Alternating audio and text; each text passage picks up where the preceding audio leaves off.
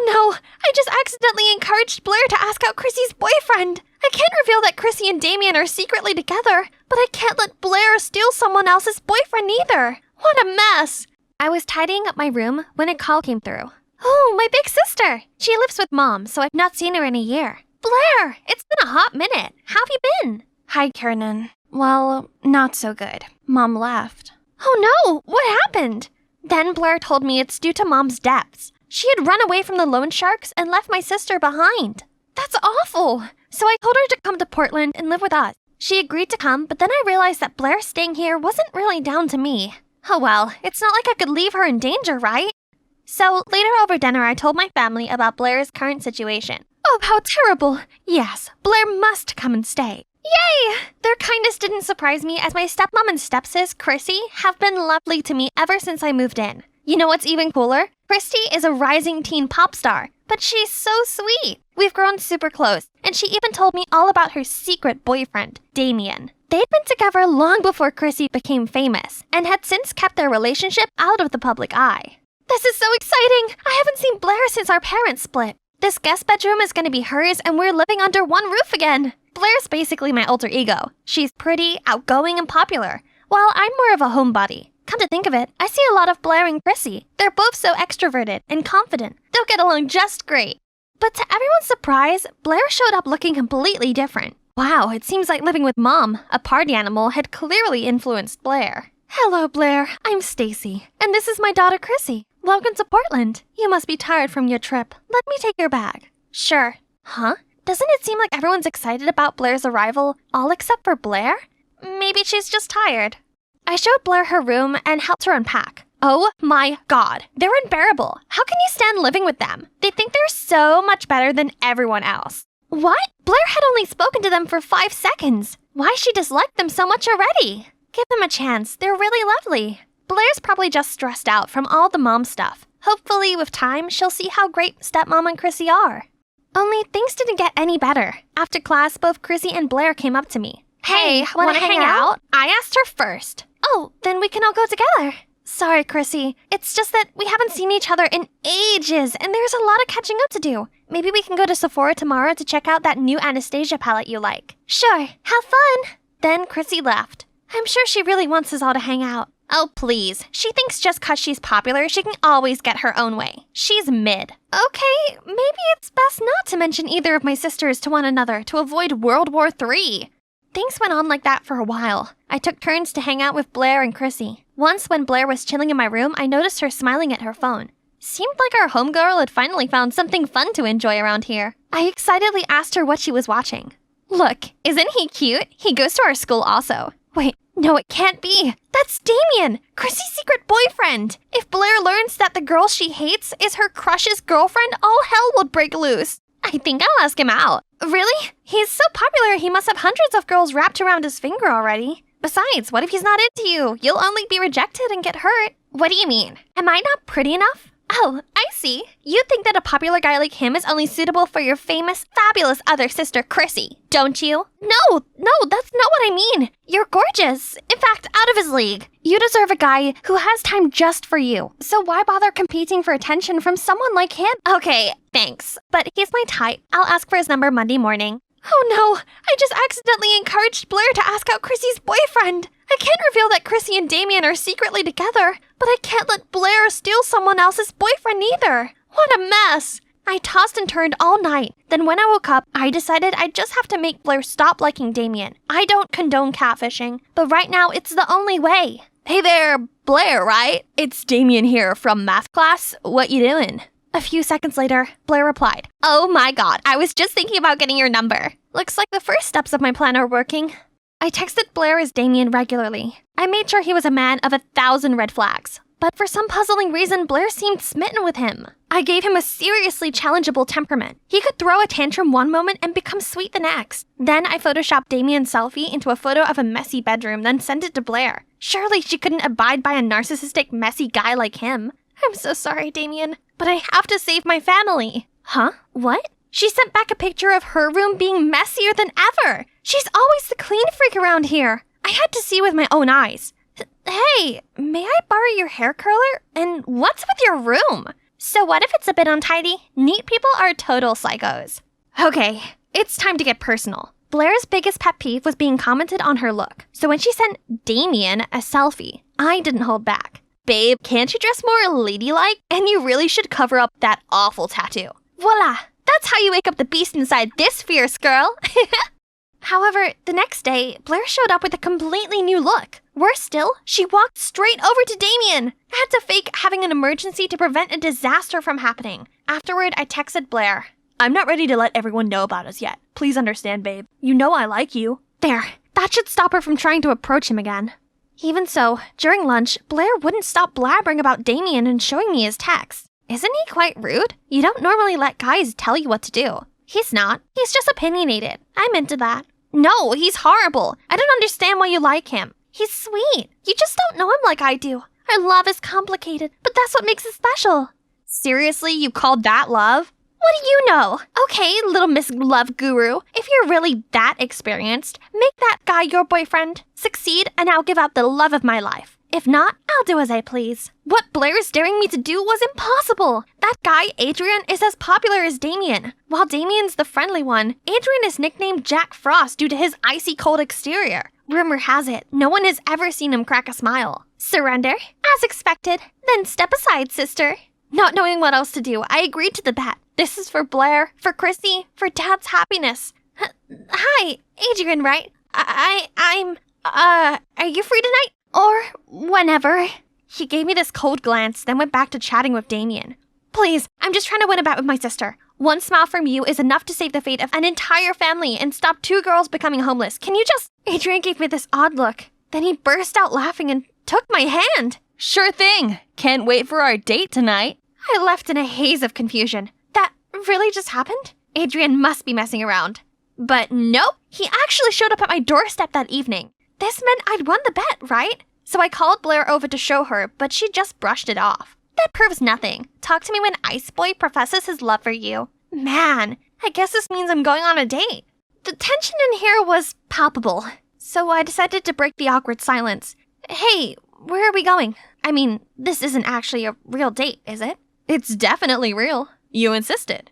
I must have looked so dazed that he continued. Don't worry, I'm not messing with you. Anyway, I think you'll like where I'm taking you. I used to think he was incapable of smiling, but turns out he looks even cuter when he does. A drive-through cinema? Wow! I'd seen these in old movies, but I had no idea it still existed. So, what's the deal with your sister Chrissy? You mentioned the bet? You know that Chrissy is my sister? Of course, it's not exactly hidden. Besides, I'm friends with Chrissy's boyfriend. So, you know? Yep, there's no secrets between me and Damien. And don't worry, I have his back. So, can you answer my question now? I like this different side to Adrian. So before I could stop myself, I told him how the bet wasn't with Chrissy, but with my other sister, Blair. And I was catfishing Blair as Damien to protect my family, but it's barely working. Whoa, that's intense. Secrets make things complicated. Life sure would be easier if we could just be ourselves. So, why did you decide to go on a date with me? Don't you think it's weird? No, not really. Beats how girls normally ask me out. I arrived home feeling on cloud 9, but then I walked past Chrissy's room and saw her upset. I asked her what's going on. It's Damien. He wants us to go public, but I told him I'm not ready yet. I like having this part of me private, and I don't want Damien to be open to backlash and scrutiny. But he didn't understand and thought I was embarrassed of him. Oh, Chrissy, what a pain. Give him time, I'm sure he'll come around. But the school performance is in a few days. How am I supposed to take the stage in this state? I hated seeing Chrissy so downhearted like this, and I thought about Adrian and what he said during our date about honesty. I don't know much about the pressures of fame, but I do know that your feelings for Damien are real. I don't think love is something that you should hide. Honesty is the best policy. It might be hard at first, but you can get through it together. Now, come to my case, I should also follow my own advice and put an end to my catfishing before it gets out of hand. I tried hard to think of the best way to break this to Blair while we were walking to school the next day. After much hesitation, I pulled her aside before entering school for a talk. Only, before I could get to the main part, Damien walked past and oddly, Blair didn't do so much as to blink. Seeing my confusion, she said, "Yesterday he ignored all of my messages. You're right, I deserve someone better. Anyway, what did you want to tell me?" "Oh, my date with Adrian was amazing. It all happened because of you, so thanks." And sorry about Damien. It's okay. That's strange. Did my smitten sister really just give up that easily? But anyway, at least it's all over now. And I don't even have to come clean anymore. The day of Chrissy's performance arrived. Me, Adrian, and Damien had backstage access. Actually, I'm here for emotional support as Chrissy is about to tell everyone about her relationship with Damien. This is a surprise for Damien too. He just thinks we're here to get a better view of Chrissy. She slays the performance and the audience adored her. Thanks everyone. Thank you so much. Actually, today is an extra special day because I have something. But suddenly Blair stormed onto the stage and snatched Chrissy's mic. How about making it even more special with this breaking news? Everyone, she's had a secret boyfriend all this time. She made the poor guy hide in the shadows so she can keep her squeaky clean image. She's lied to you all for years. Is someone like that worthy of your support? Blair ran off as soon as she finished. Boos start coming from the crowd. Many people began commenting on the situation in true TMZ fashion. What is this, 2009 VMA? No way! My Chrissy is taken? Meanwhile, Chrissy had a panic attack and froze there on the stage. I didn't know what to do. Neither did Damien. Luckily, Adrian kept calm and grabbed the walkie-talkie, connected to Chrissy's in-ear. Chrissy, listen to me. In times like these, there's only one way out, and that's confronting the truth and taking back the narrative. I looked at Adrian and realized something about my own problem. More on that later. For now, let's see how Chrissy handles this. Well, there goes my big reveal. Yes, I'm in a relationship, but I only kept it quiet because I wanted to separate my personal life from my professional one. Being a public figure and a teenager at the same time is not as easy as you might think. So I didn't want to drag my loved one into that life too soon. On reflection, maybe this wasn't the best way to deal with this. I won't hide anything from my fans anymore, and those who truly support me won't judge or speak badly of my decision. Everyone, I want you to meet Damien, my boyfriend. The audience went wild! Aw, this is so cute! But I still had one more problem to deal with. Blair! I looked everywhere and finally found her hiding under the bleachers. Blair, it's just me. Please come out. I started to talk about what just happened, but Blair didn't want to hear it. I know everything! You tricked me because you think I'm an idiot. La la la la la la! I let her finish her outburst and calm down. Then I apologized and told her the truth. I only did it because I didn't want you going after a boy who's already taken. I know, I went about it in a completely wrong way, but I just wanted to keep our family together. I love you, and I don't want to be in the middle of your jealousy towards Chrissy anymore. If you just gave her a chance, you could have just been honest with me. This is all because you prefer Chrissy over me, don't you? No, of course not. I just wanted to protect you, and for there to not be any more conflict between you and Chrissy. I'm so sorry. Please forgive me. Actually, I'm not jealous of Chrissy because she's famous and gorgeous. It's actually because you guys are really close.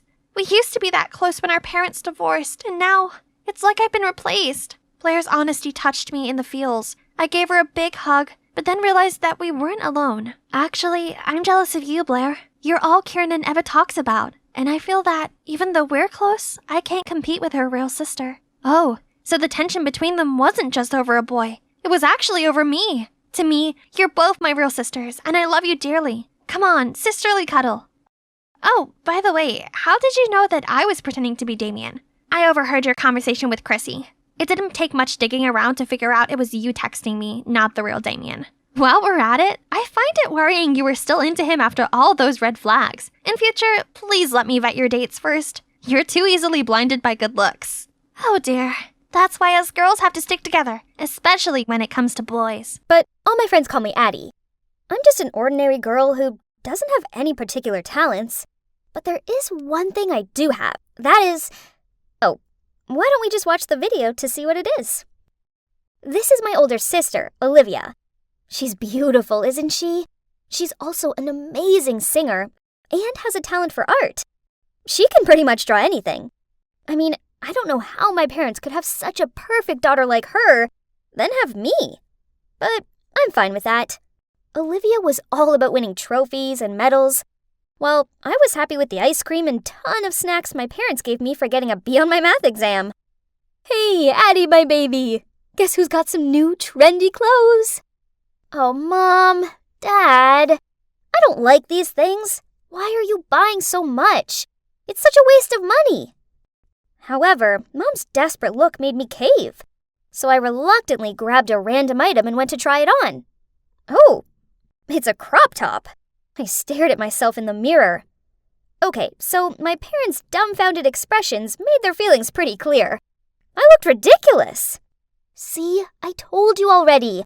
I'm way too short to wear tops like this. Right at that moment, Olivia walked by. I immediately ran over to her. I think you should have this top. It'll bring out your nice figure. You'll look so cute in it. Mom shook her head. No, if Olivia wears this, everyone will see her navel. Isn't that the point of crop tops? Then Dad chimed in. Anyway, Liv, where are you off to in such a hurry? It's not that nonsense model club again, is it? Speaking of clubs, is the school dance club still recruiting? You should join. You'll get in for sure. My sister rolled her eyes, then left, slamming the door behind her. I loved my sister, but she just seems to find me annoying. She was like the ice queen, always shutting me out. She never allows me to borrow her clothes or to touch her stuff. And if I ever try to go into her room, she freaks out. It's not that she's mean as such, but she tends to act like I don't even exist. It's okay. I mean, I'm kinda used to it. I live my own life and she lives hers. So that's why when I got my first cell phone and started to use social networks, I didn't try to search for her profiles, though I knew she was on all those platforms. That evening, my mom asked me to go upstairs to call Olivia for dinner. No answer. So I began pushing the door open. She suddenly appeared from the bathroom and yelled, "Hey, what are you doing? You know you're not allowed in my room." I knocked, but you didn't answer. Mom says it's dinner time. She hissed at me and shooed me away. Ugh! Why did she have to treat me like I was some pest? The way she was so weird about her room was annoying. Maybe she was hiding something in there? Nah, probably I was just overthinking this. Olivia was always like this. Life went on, and my sister, well, she continued to distance herself from me. But then one weekend, I walked downstairs to find her cheerfully humming a song as she danced around the kitchen. When she saw me, she smiled and said, "Morning, sis. Come sit here. I made you breakfast." Okay, this was weird. I cautiously sat down and kept looking at her. Why are you so happy? And where are Mom and Dad? Mom and Dad just rushed off on some work thing. Then she put the plate in front of me, grinned, then continued. Mom made cookies this morning and told you to take them to Grandma's. Tell her I said hi. Oh, you're not coming with me? No can do. Sorry, I've got work to do. She continued to look at me, and I got the feeling she wanted me to hurry up. Before I'd even finished my toast, she passed me my jacket and bundled me out of the door. Having no choice, I made my way to Granny's while in deep thoughts about how odd this was. Until I realized that I didn't even have the cookie bag with me. I'd left it at home. Gosh! I immediately rushed back. But, why was there a strange car parked outside my house?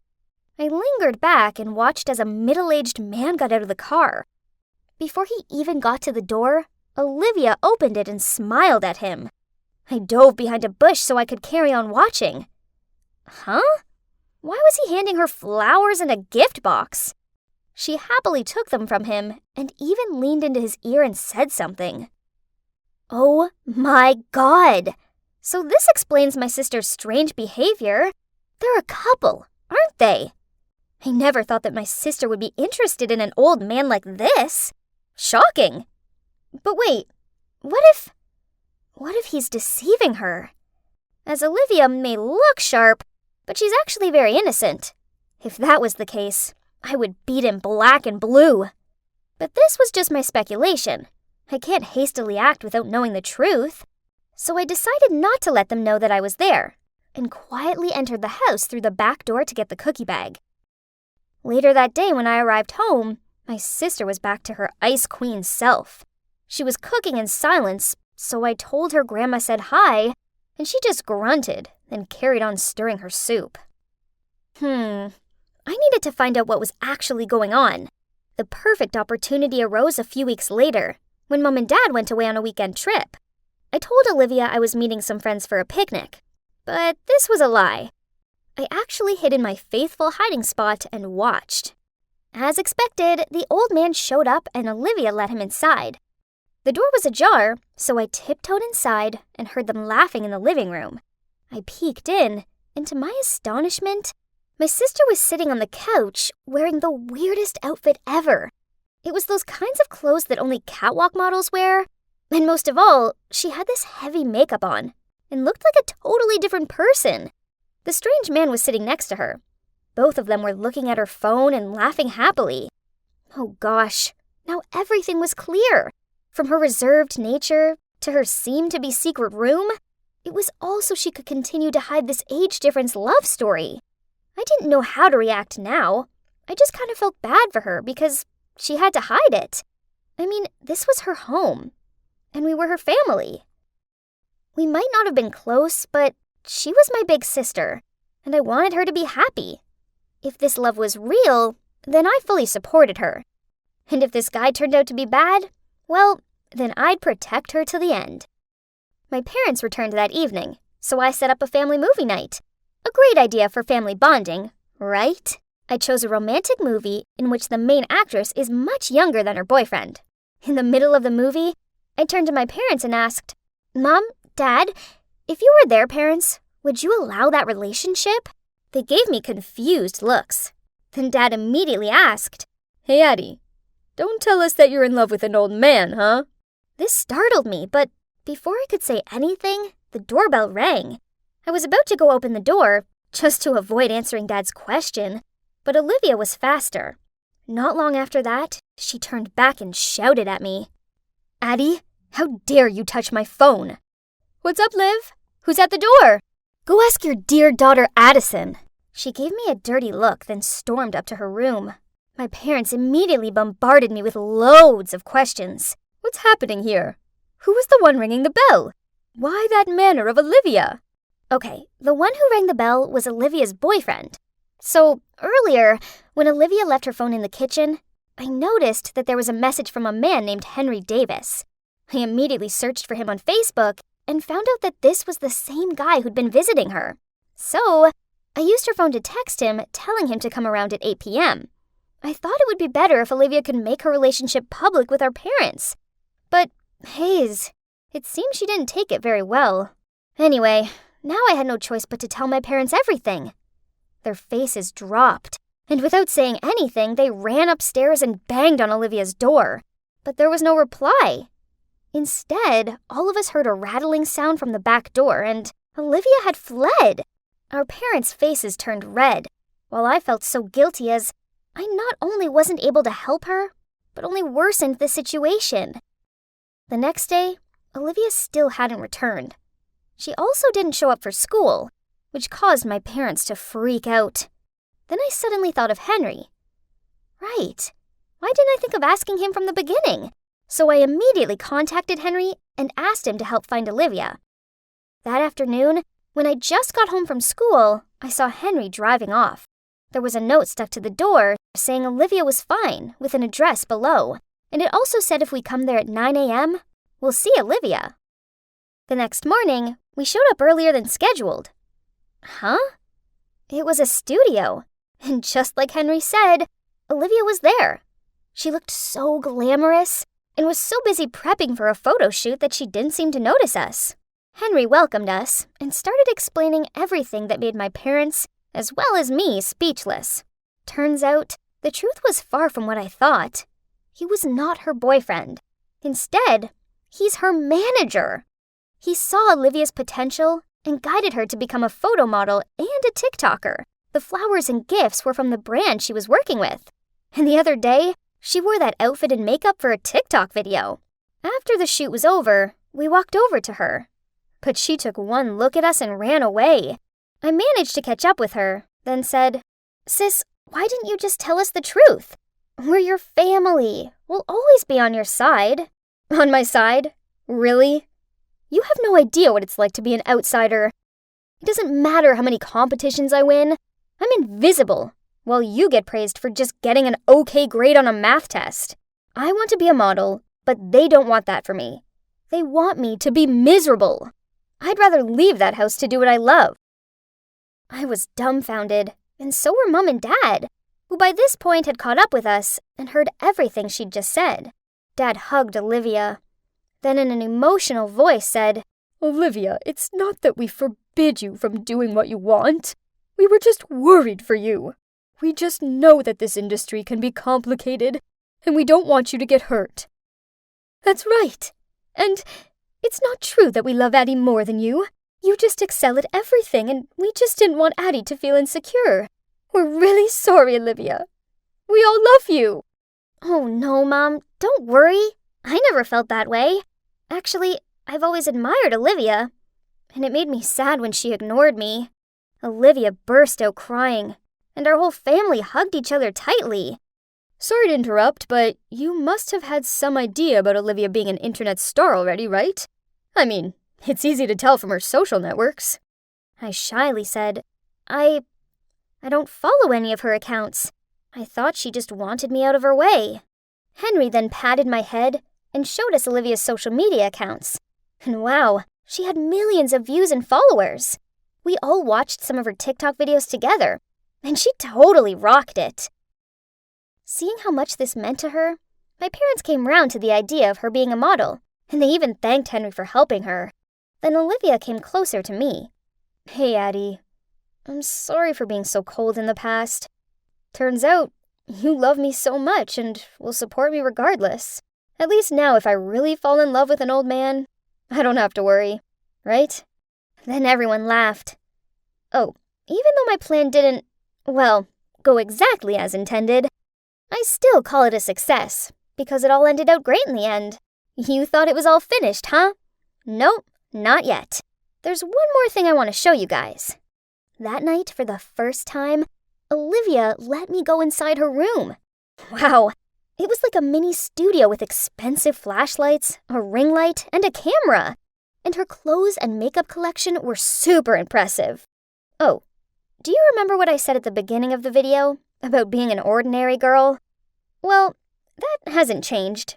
But now I can confidently say that there is one thing I do have, and that's an awesome big sister who loves me unconditionally. I'm Kate, and I'm doing something totally thrilling.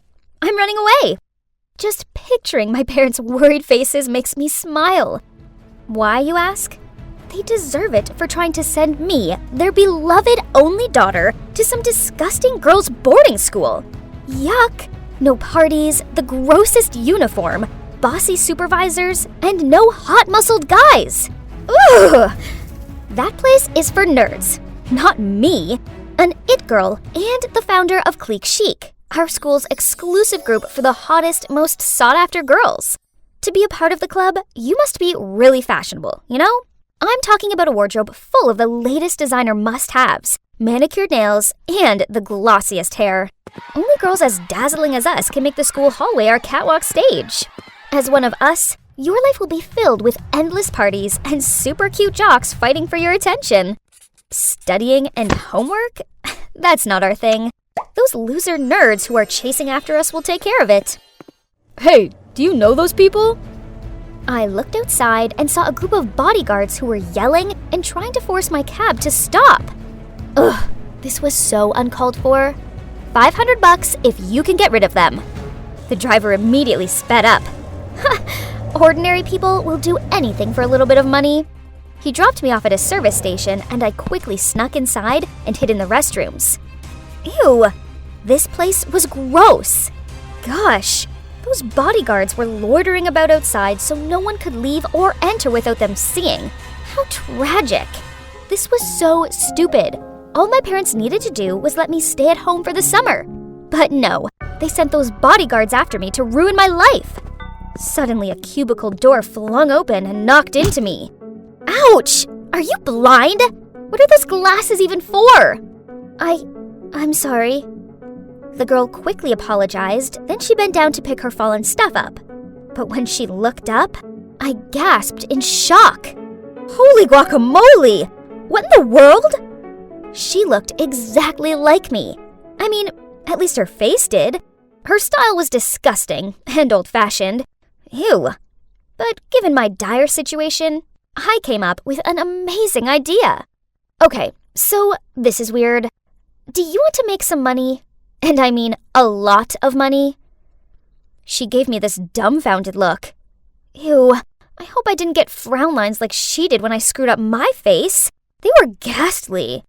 I have a really lucrative job for you. As you can see, we have similar faces. Freaky, but fortunate. So I need you to pretend to be me and live my rich life for a month or 2. Here's my Twitter account. Just skim through it. You can learn everything about me there. It should be enough for you to play the part and avoid my family's suspicion. And here's your payment. I rifled through my bag and handed her the rest of the cash. Jeez, this must be a huge amount for her, as her eyes lit up like she was seeing money for the first time, and she immediately took it. We quickly exchanged clothes, and as instructed, she went outside to hand herself over to the bodyguards. Ah, freedom! Now bring on one long, hot summer of fun. But first, I have to go shopping. Wearing these old-fashioned, disgusting clothes made me want to puke. Oh no! My parents have locked all of my credit cards! I can't even buy a soya milk iced latte now! Oof! How could my parents be so cruel? The worst part is, I had stupidly given all my cash and my phone to that girl. With no other options left, I reluctantly searched the girl's bag. A few old-fashioned clothes, some stupid books, and an unbranded lipstick? Huh?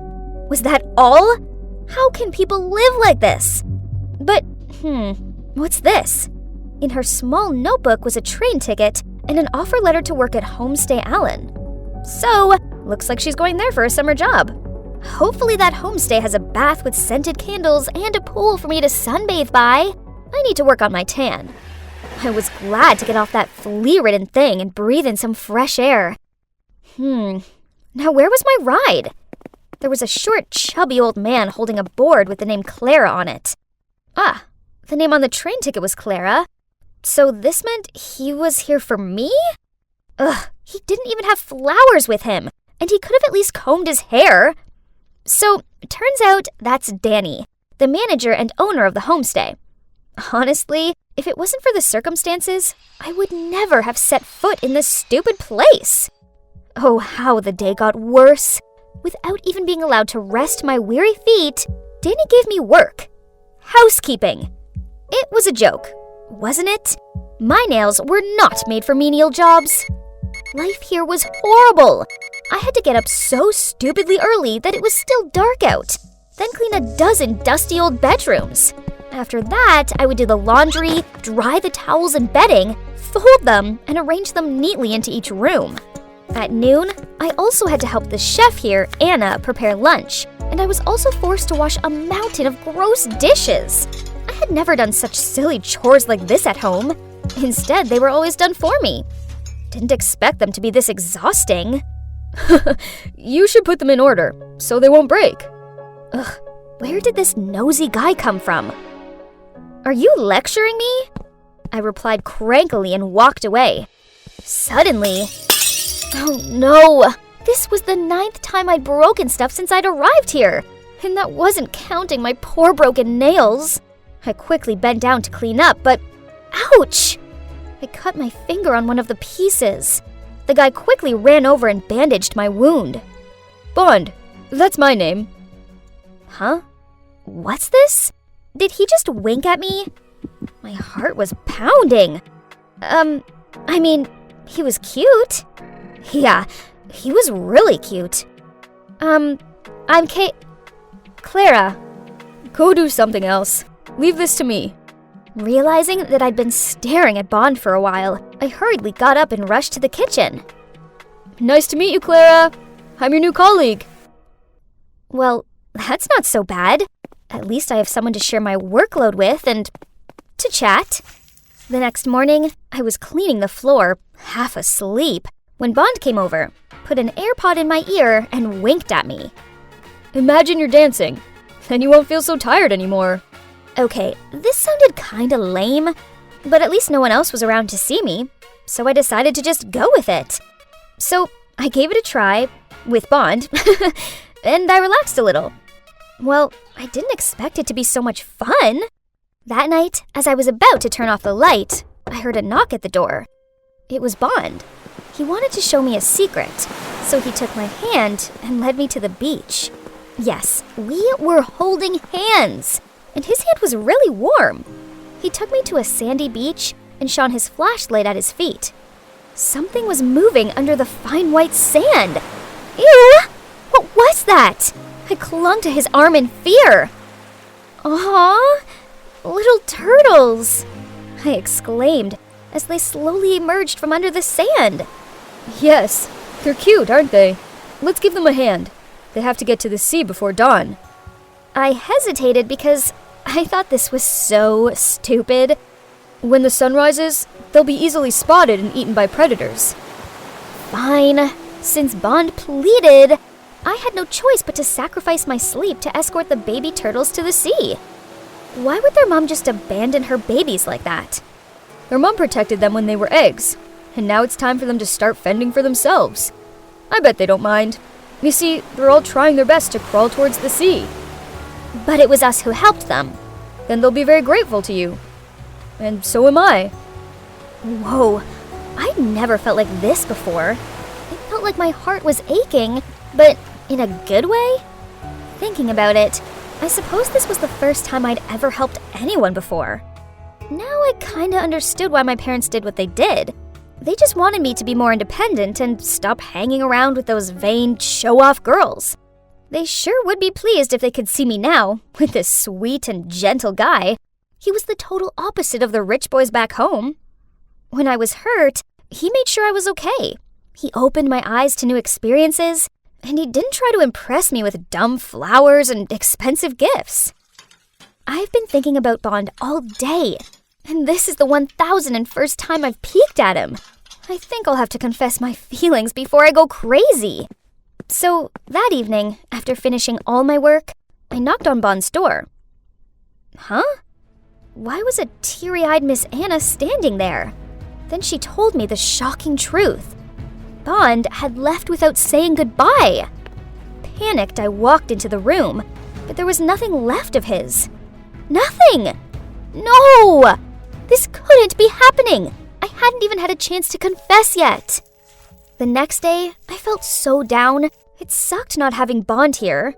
But then in my zombie state, I accidentally picked up the newspaper at the front desk.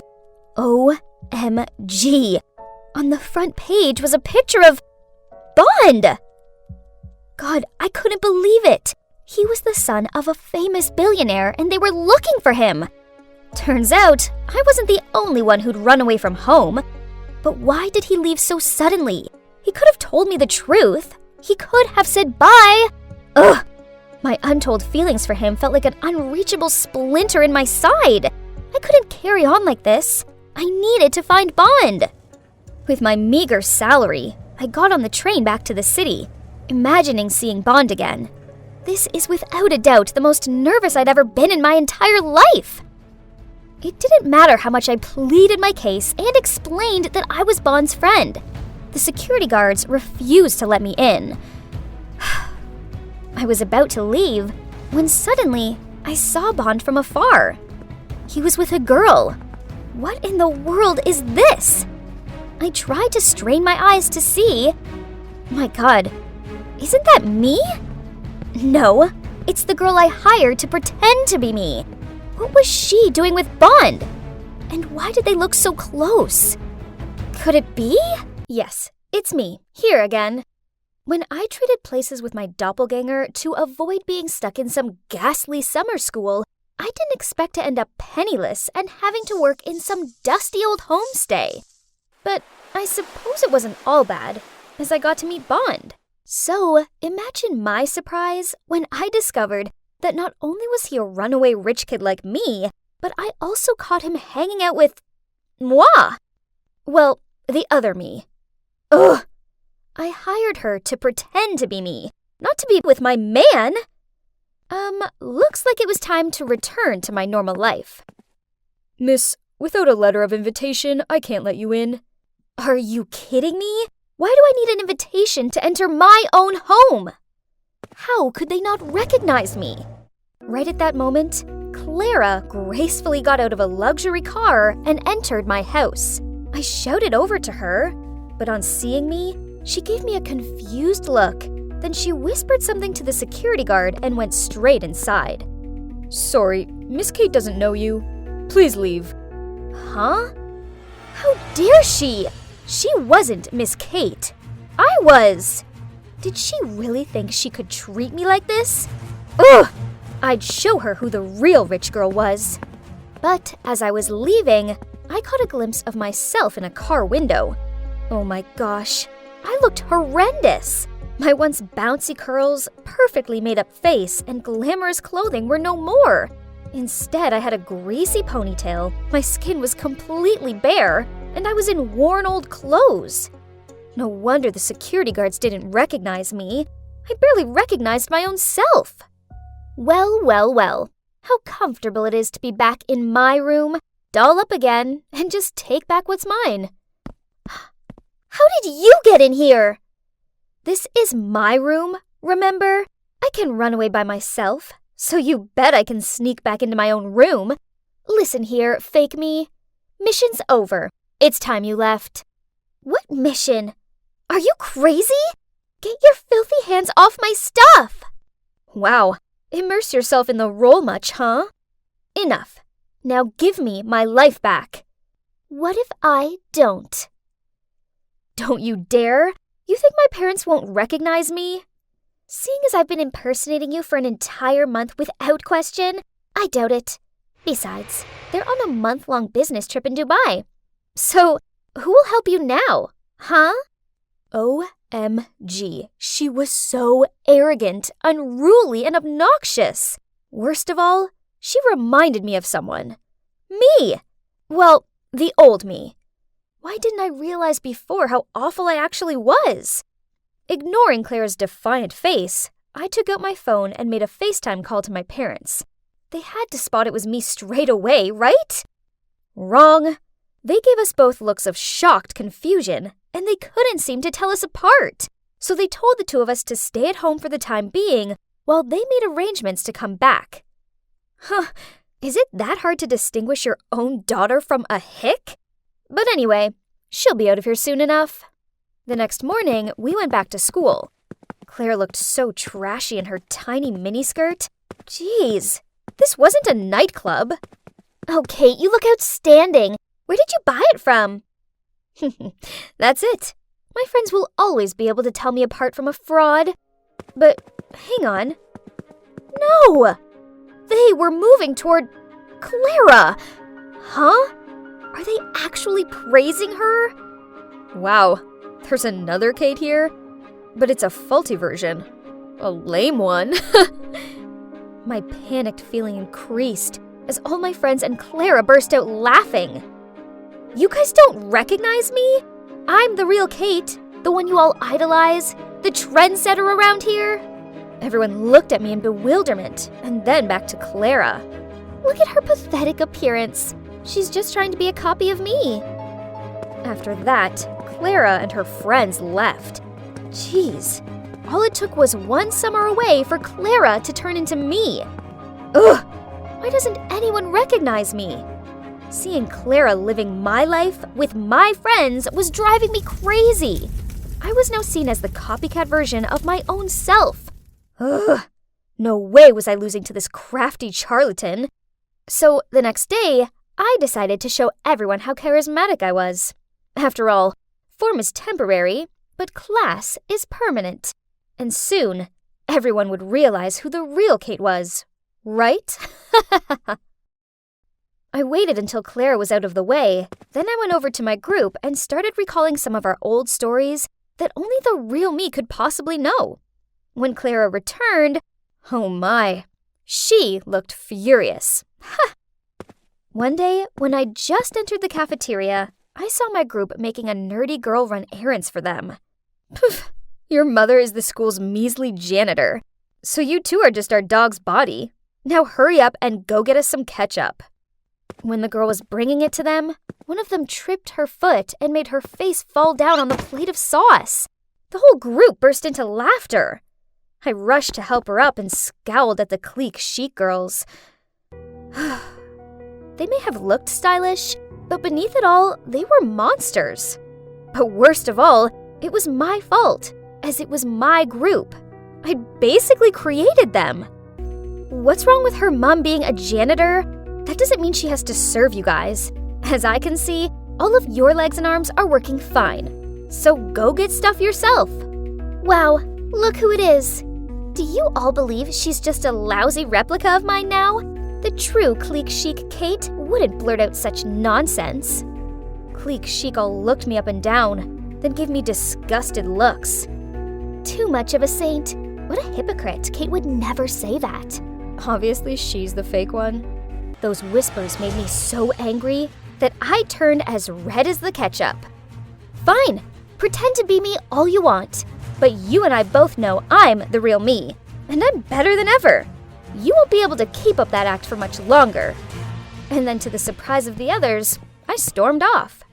That night, social media was awash with my news. Can you believe I was actually being mocked for being the copycat while Clara was being praised? Talk about ridiculous. I scrolled through my old photos and scanned over some of the thousands of likes and compliments. I'd lived in the admiration of everyone. Ugh. Maybe I needed to go back to being the arrogant and snobby old Kate, and then everything would be over, right? Only I couldn't do it. I couldn't be that heartless and selfish version of myself anymore. So how could I end this whole mess of my own making? There was another way. If there's only one Kate who showed up, there wouldn't be any more fakers. Oh, seems like it's going to be a really good day at school today. But such a shame that our sweet Clara might not be able to join us. Everyone greeted me warmly as they thought that the imposter who was smeared on social media yesterday had been too embarrassed to show her face. Even so, I didn't want to hang out with these stuck-up mean girls anymore. The Clique Chic group should be disbanded. As I was deep in thoughts, out of nowhere, a nerd blocked my way with a bouquet of flowers. He timidly held them out to me, and people began buzzing and pointing. The girls in the group took pictures of him and urged me forward. That's our Kate with her irresistible charms. Someone's essay's ready for next week. I hesitated, not knowing what to say. I didn't want to accept love from someone I didn't like. People started to frown at my silence. Then a few voices of doubt arose. Why doesn't she accept the bouquet as usual? Perhaps she's not? I saw red. Suddenly, I found this whole pretending to flirt with someone just to have them do our homework absurd. And above all else, it wasn't fair to him. You don't have the guts to do it, do you? Because you're not Kate. Startled, I turned around to see Clara taking the bouquet of flowers from the nerd's hand. I snatched it back angrily. He likes me, not you. He likes Kate, and I'm Kate. That Clara was just so shameless to say that. Did she really think she could be me? Did she think being mean and snobby made her the it girl? How shallow of her. Yes, if it was Kate from the past, I would have received that bouquet and made him do my homework. But the present Kate won't do that. Do it yourself. Stop relying on others to do everything for you. As for you, Clara, let me tell you this. Despite your best efforts, you'll never be me. Once a liar, always a liar, you counterfeit. I was done here. I was the real me, and if they couldn't see that, then whatever. So I walked away.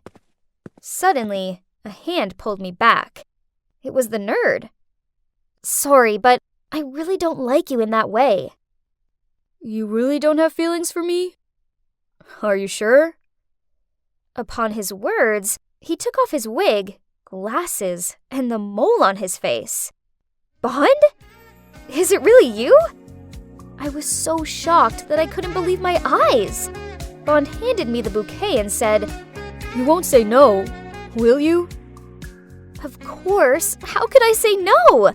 I led him to an empty classroom to talk. Why are you here? And what's with the disguise? After I left the homestay, I went back home. My parents did what they always do, and tried to make out like money could solve everything by throwing an extravagant party. I was lingering out of the way when, to my surprise, you walked in with your family. Huh? What party? Oh, he must mean Clara. He continued. I went over to talk to you, but you acted like you'd never met me before, so it didn't take me long to work out this girl wasn't you. I was worried, so I called the homestay and they said you'd left. Determined to solve this mystery, I went to your school and found everyone was in a frenzy, as out of nowhere 2 Kates had appeared. Both of them were it girls and nothing like the homestay Kate I knew. So, in order to suss out the real one, I disguised myself. And my plan worked. As here you are. You're such a trickster! But I still have one question. Why did you suddenly leave the homestay that day? So, turns out his passion for marine life led him to run away from his disapproving parents and go to a coastal homestay. Only, when he realized from the newspaper that his parents were looking for him, he didn't want to get the homestay into trouble, so he returned home. You should have at least said goodbye to me. I was so down when you left like that. Did you know that? Kate, I'm truly sorry. I never meant to upset you. Actually, I'm kinda crazy about you. After that, Bond drove me home. And guess what? Looks like my parents were back earlier than expected. As for the fake Clara, she'd already fled the scene with a load of my clothes and makeup. But, whatever. At least she'd finally gone. So, what now? Well, I'm dating Bond, and I'm so happy with him.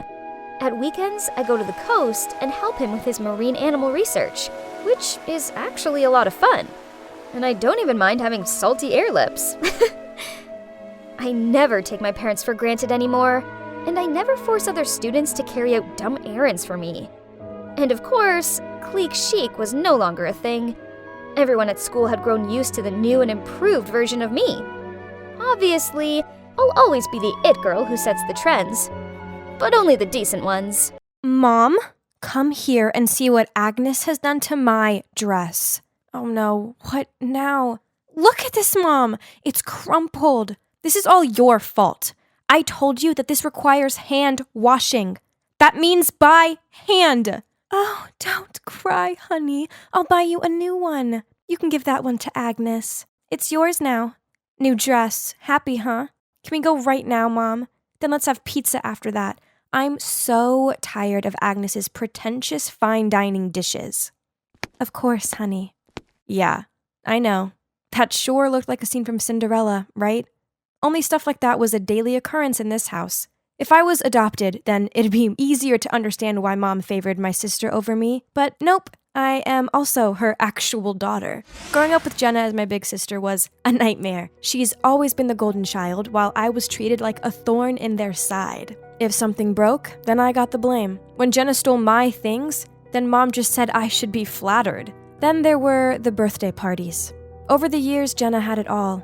Fairy-themed ones, magicians, a petting zoo, and cupcake towers. As for me, all I ever got was a card with a wrinkled $20 note in it. It was the same thing with studying.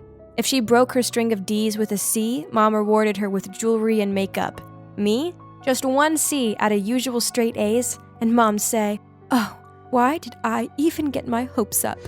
Sometimes I do wonder if all this shabbiness is because Jenna's always been pretty and popular. She's basically a mini-me version of Mom, while I guess I'm more reserved, and I don't really look like Mom. Anyways, despite living in a house full of darkness and unfairness, I still have my own passion, which is culinary. To be honest, I'm addicted to those TV cooking shows and always try to find ways to follow them. My dream is to become a head chef in a 5-star restaurant.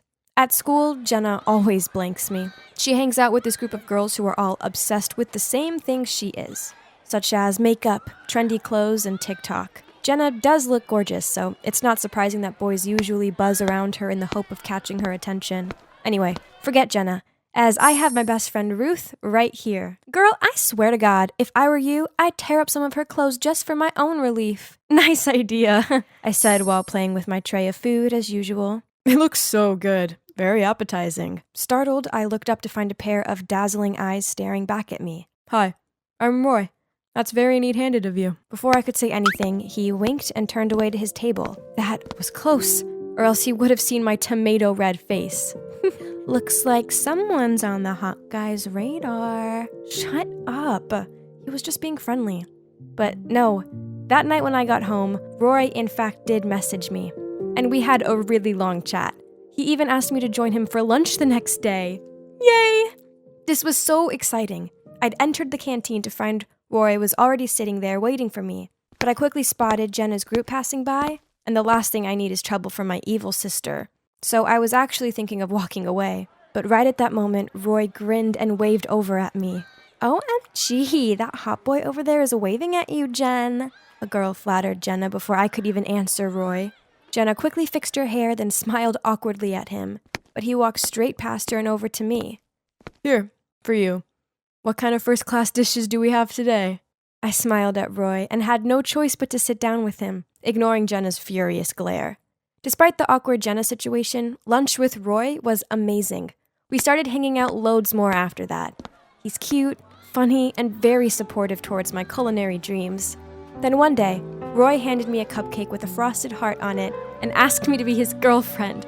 Yippee! This was so exciting! So, of course I agreed, but only on the condition that we kept our relationship low-key. I'd never had anything of my own before, so if my mom and sister didn't know about us, then they couldn't tarnish it, right?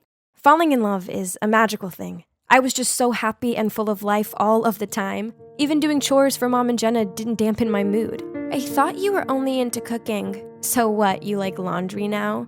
Pfft, don't tell me you want to be a fashion designer next. I ignored her and carried on with what I was doing.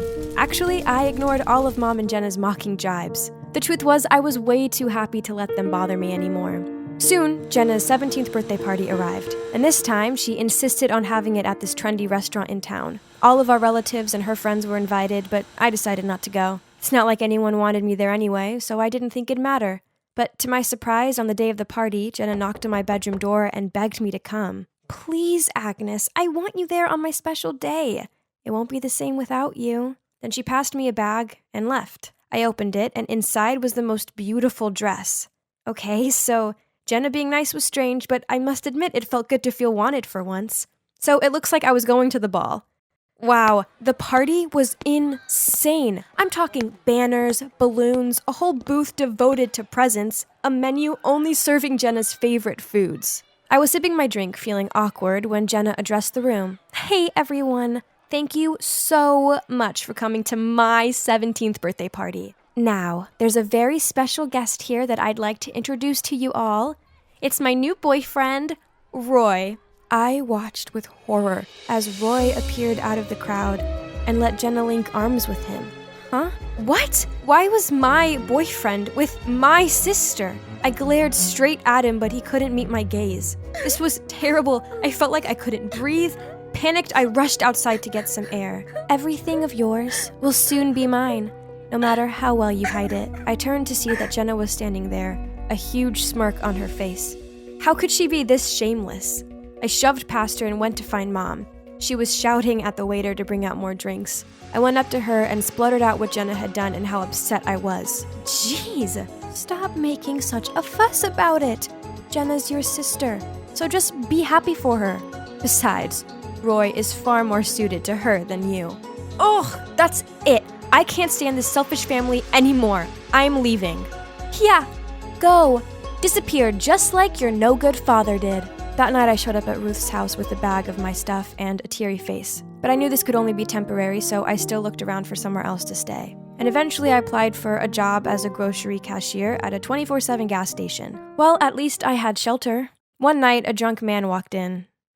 He didn't look so good. Nothing could lighten a person's mood better than great food, right? The store was quiet, so I took some of the ingredients available and used them to prepare a delicious-looking dish for him. Thank you so much, sweetie. I'm Keith. You have a culinary talent. If you want a better opportunity, come find me. Before I could thank him, he left. Let's see. Bar owner? I wasn't old enough to work in a bar, though. I spent the next month juggling school with work, life, and oh boy, was it exhausting. But when I asked for my salary, my boss laughed in my face, saying that since I was only 16, he could only pay me for far less hours than I'd worked? What? That wasn't fair. I worked my butt off on sometimes 12-hour-long shifts. But when I complained, he threatened to report me for stealing food from the store.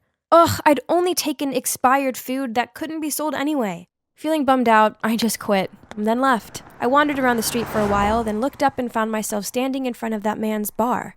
Well, I had nowhere else to go, so I stepped inside and there was Keith, but, he looked so different.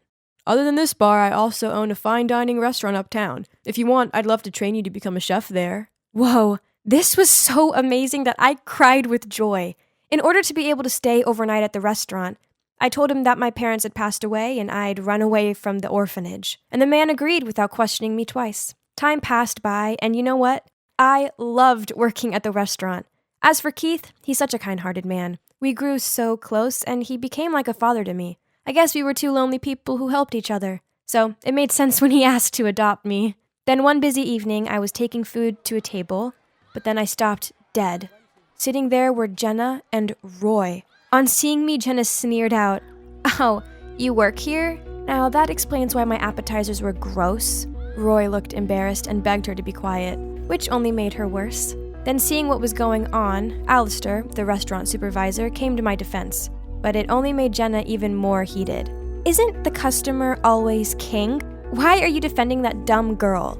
"Miss, this is a fine dining restaurant. Please mind your manners. Agnes here is not only a very talented chef, but she's the owner's daughter, which makes her my boss. So I think I'm within my rights to defend my superiors." Jenna rolled her eyes at me, then walked away in anger, not forgetting to reply, "Just you wait, Agnes." Then, seeing my glum face, Alistair invited me out for ice cream after work. Keith happily told us to go and said he'd close the restaurant.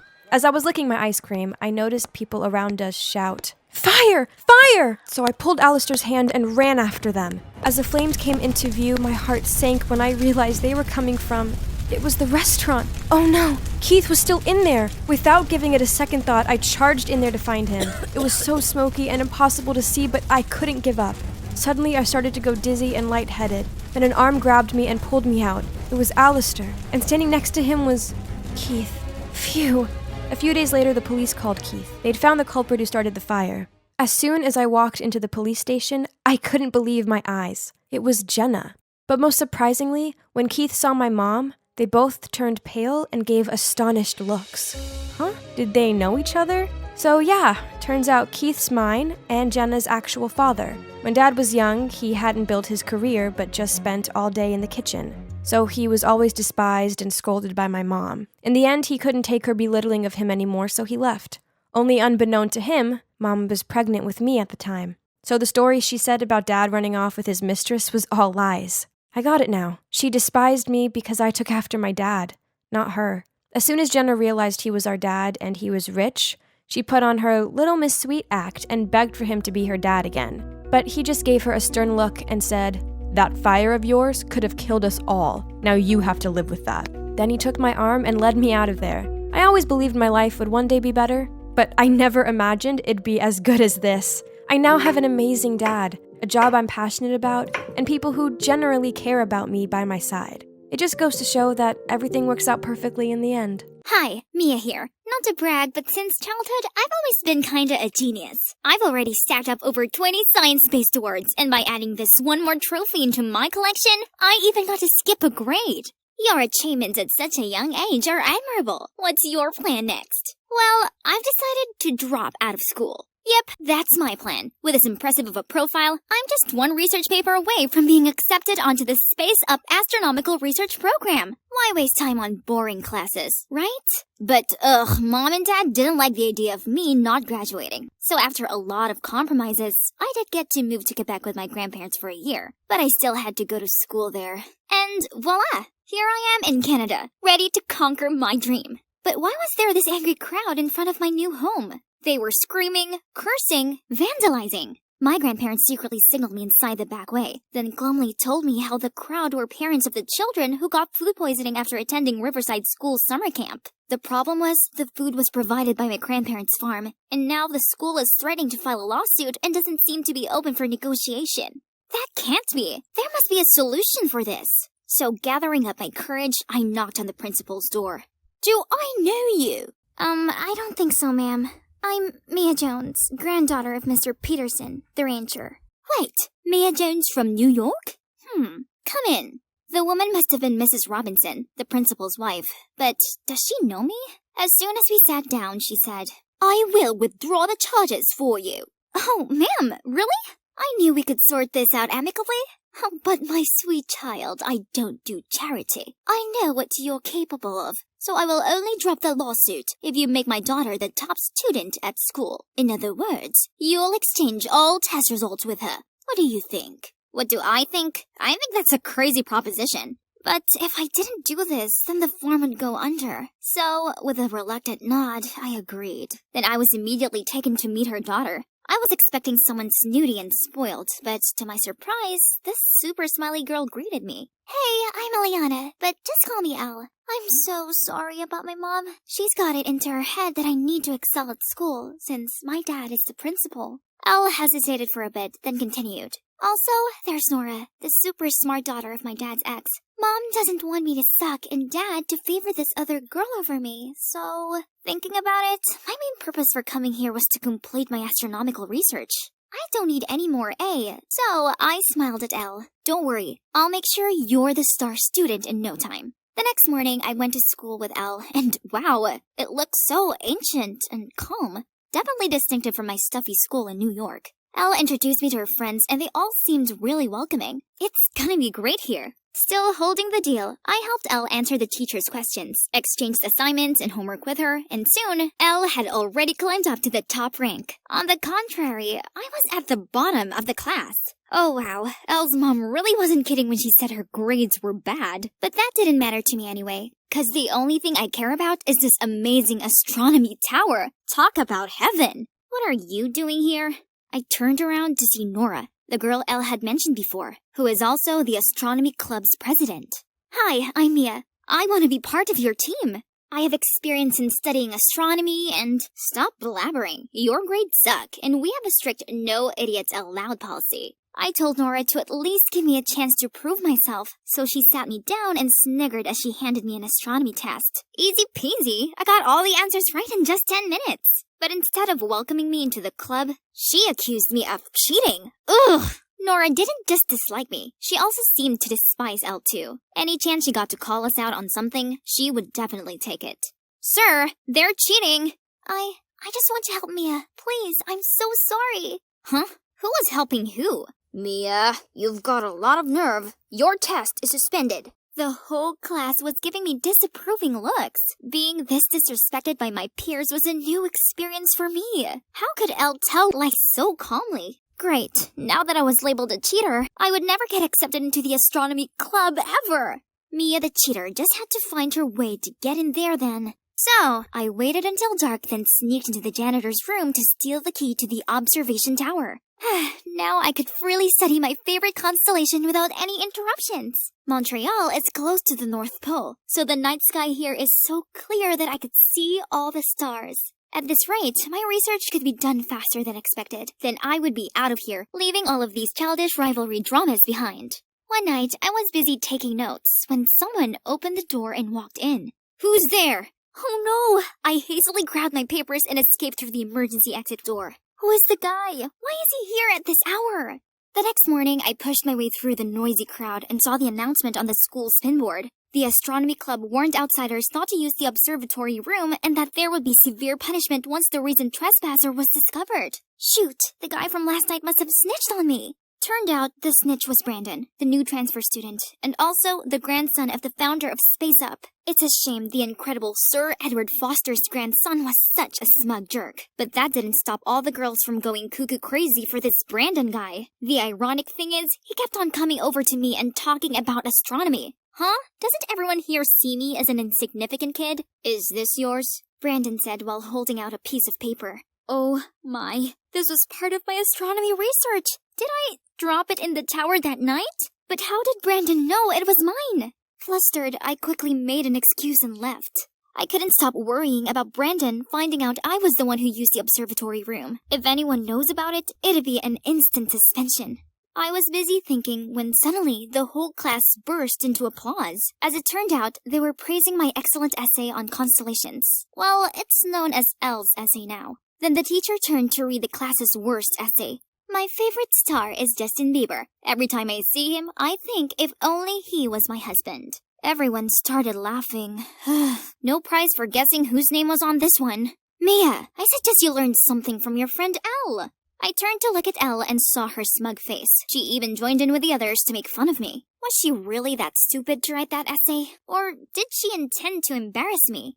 When I got home, Elle was already waiting on the porch to apologize to me. I helped you as promised. Shouldn't your mom keep her promise too? Get the lawsuit dismissed now, then I'll help you finish your final exam successfully. Else, I'm not doing it. She's on it, Mia. Don't worry. I know you're leaving after a year anyway, and I also know that you're the one who snuck into the observatory. So, if you want to leave peacefully, at least help me and Brandon to get together. You and Brandon? But what does it have to do with me? Elle then told me that Brandon was so impressed by her astronomy essay that he asked her out to discuss it further. But of course, she knew nothing about it, so she had a plan. I'll have my AirPod on, and you gotta stay on the line with me throughout the date so you could tell me the answers to his questions. If we become official, I'll buy you that telescope you bang on about so much. You know, that thingy-majiggy. Celestron telescope! Oh man, she really knew my weak spot. Alright then, we have a deal. That weekend, Elle and Brandon went for a walk in Jerry Park while I stayed at home eavesdropping on their conversation through the phone. I see you have a passion for the Astros, so why didn't you join the astronomy club? Just 'cause I'm busy with my studies, and I also have piano practice, you know. Really? Oh, in the paper, you mentioned the black hole Sagittarius A. You seem to have done a lot of research about it. Could you tell me more?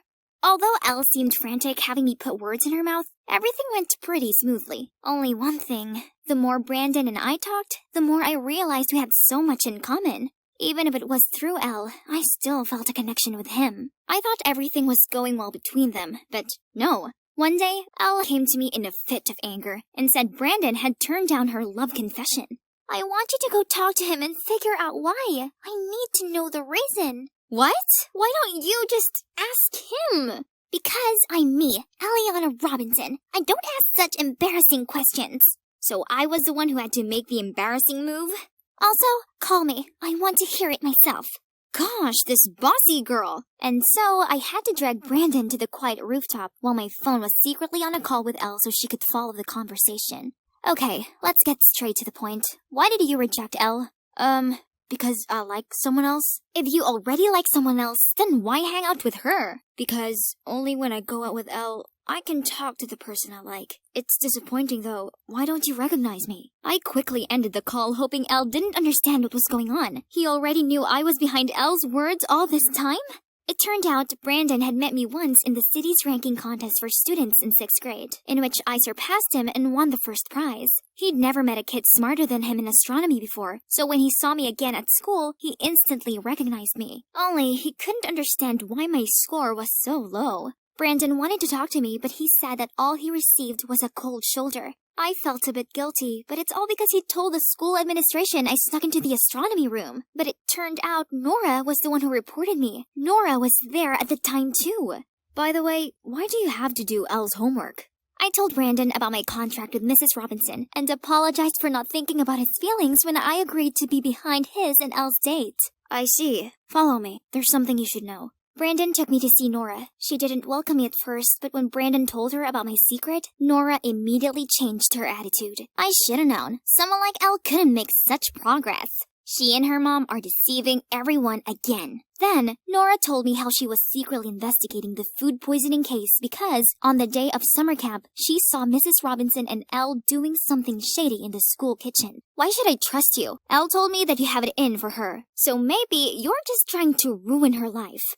Please, why do I have to do that? Believe it or not, your precious best friend is trying to embarrass you in front of the whole school. What is this? In the lecture hall, Elle was sitting in front of a screen which said, Mia's grandpa poisoned us? We rushed to the lecture hall to find her there, telling people that my grandparents were the ones that catered spoiled food. And that I had no shame copying her works, cheating many times, and even stealing Brandon from her while they were dating. So she must have figured out that Brandon liked me, huh? Even so, why didn't she talk to me directly? How dare she make things up about me and my family? Before I could do anything, Brandon changed what was on the screen to a video of me winning the Young Minds Intelligence Contest. Everybody started buzzing when they recognized who I was. Someone even spoke loudly. I watched that show. Is that really Mia? Elle's face turned pale as people started doubting her. Then Nora snatched the mic from Elle's hand and said, "So, now we've made it clear that Mia isn't dumb at all. Then what about the poisoning at the camp? Did anyone find it strange how only Elle and her mother showed no sign of poison symptoms that day? That's because they were the ones who poisoned the food and blamed it on Mia's grandparents." The screen continued to show a clip of Elle's mom looking shady as she spoke to some man. She did all that just to ruin Mia's grandparents' good reputation. Then she would hire this man to buy the farm on her behalf for a ridiculously low price. What did you say? Oh my god, the principal has been standing at the door and witnessed everything. Everyone, out! When there were only 4 of us left in the room, Elle furiously shouted, "How dare you! You're just the outcome of your cheater mom, remember? Don't play dumb with me. You're well aware that my mom didn't cheat on Mr. Robinson, and that your mom is the one who lied to him to ruin his and my mom's wedding. And then what? Lying again that you're his daughter to force him to stay with her? You and your mom are awful people." Mr. Robinson stood in between them and stopped the argument. Oh, he didn't look too well either. Turns out he already knew Nora's mom was wrongfully framed and didn't cheat on him at all, and that's why he always tried to make it up to Nora. But learning that Elle wasn't his daughter was one big bombshell. After knowing what his wife and daughter did, he decided to resign. He made amends with Nora's mom and they're giving it another go. After the truth came out, Elle and her mom left without a trace. I say, good riddance to bad news. My grandparents were cleared of the food poisoning allegations and now their business is booming again. With Brandon and Nora's help, I collected enough data and finished my assignment with flying colors. Now to quit high school and pursue my dreams. Just kidding. I'm just going on a short trip to Montmegantic National Park to see the Northern Lights with Brandon and Nora. I've decided to stay and finish high school here, so I can continue pursuing my passion for astronomy with my 2 soulmates by my side. I was rushing to finish homework when suddenly a screeching shout startled me. "Julia, why did you hide the letter Ben sent me?"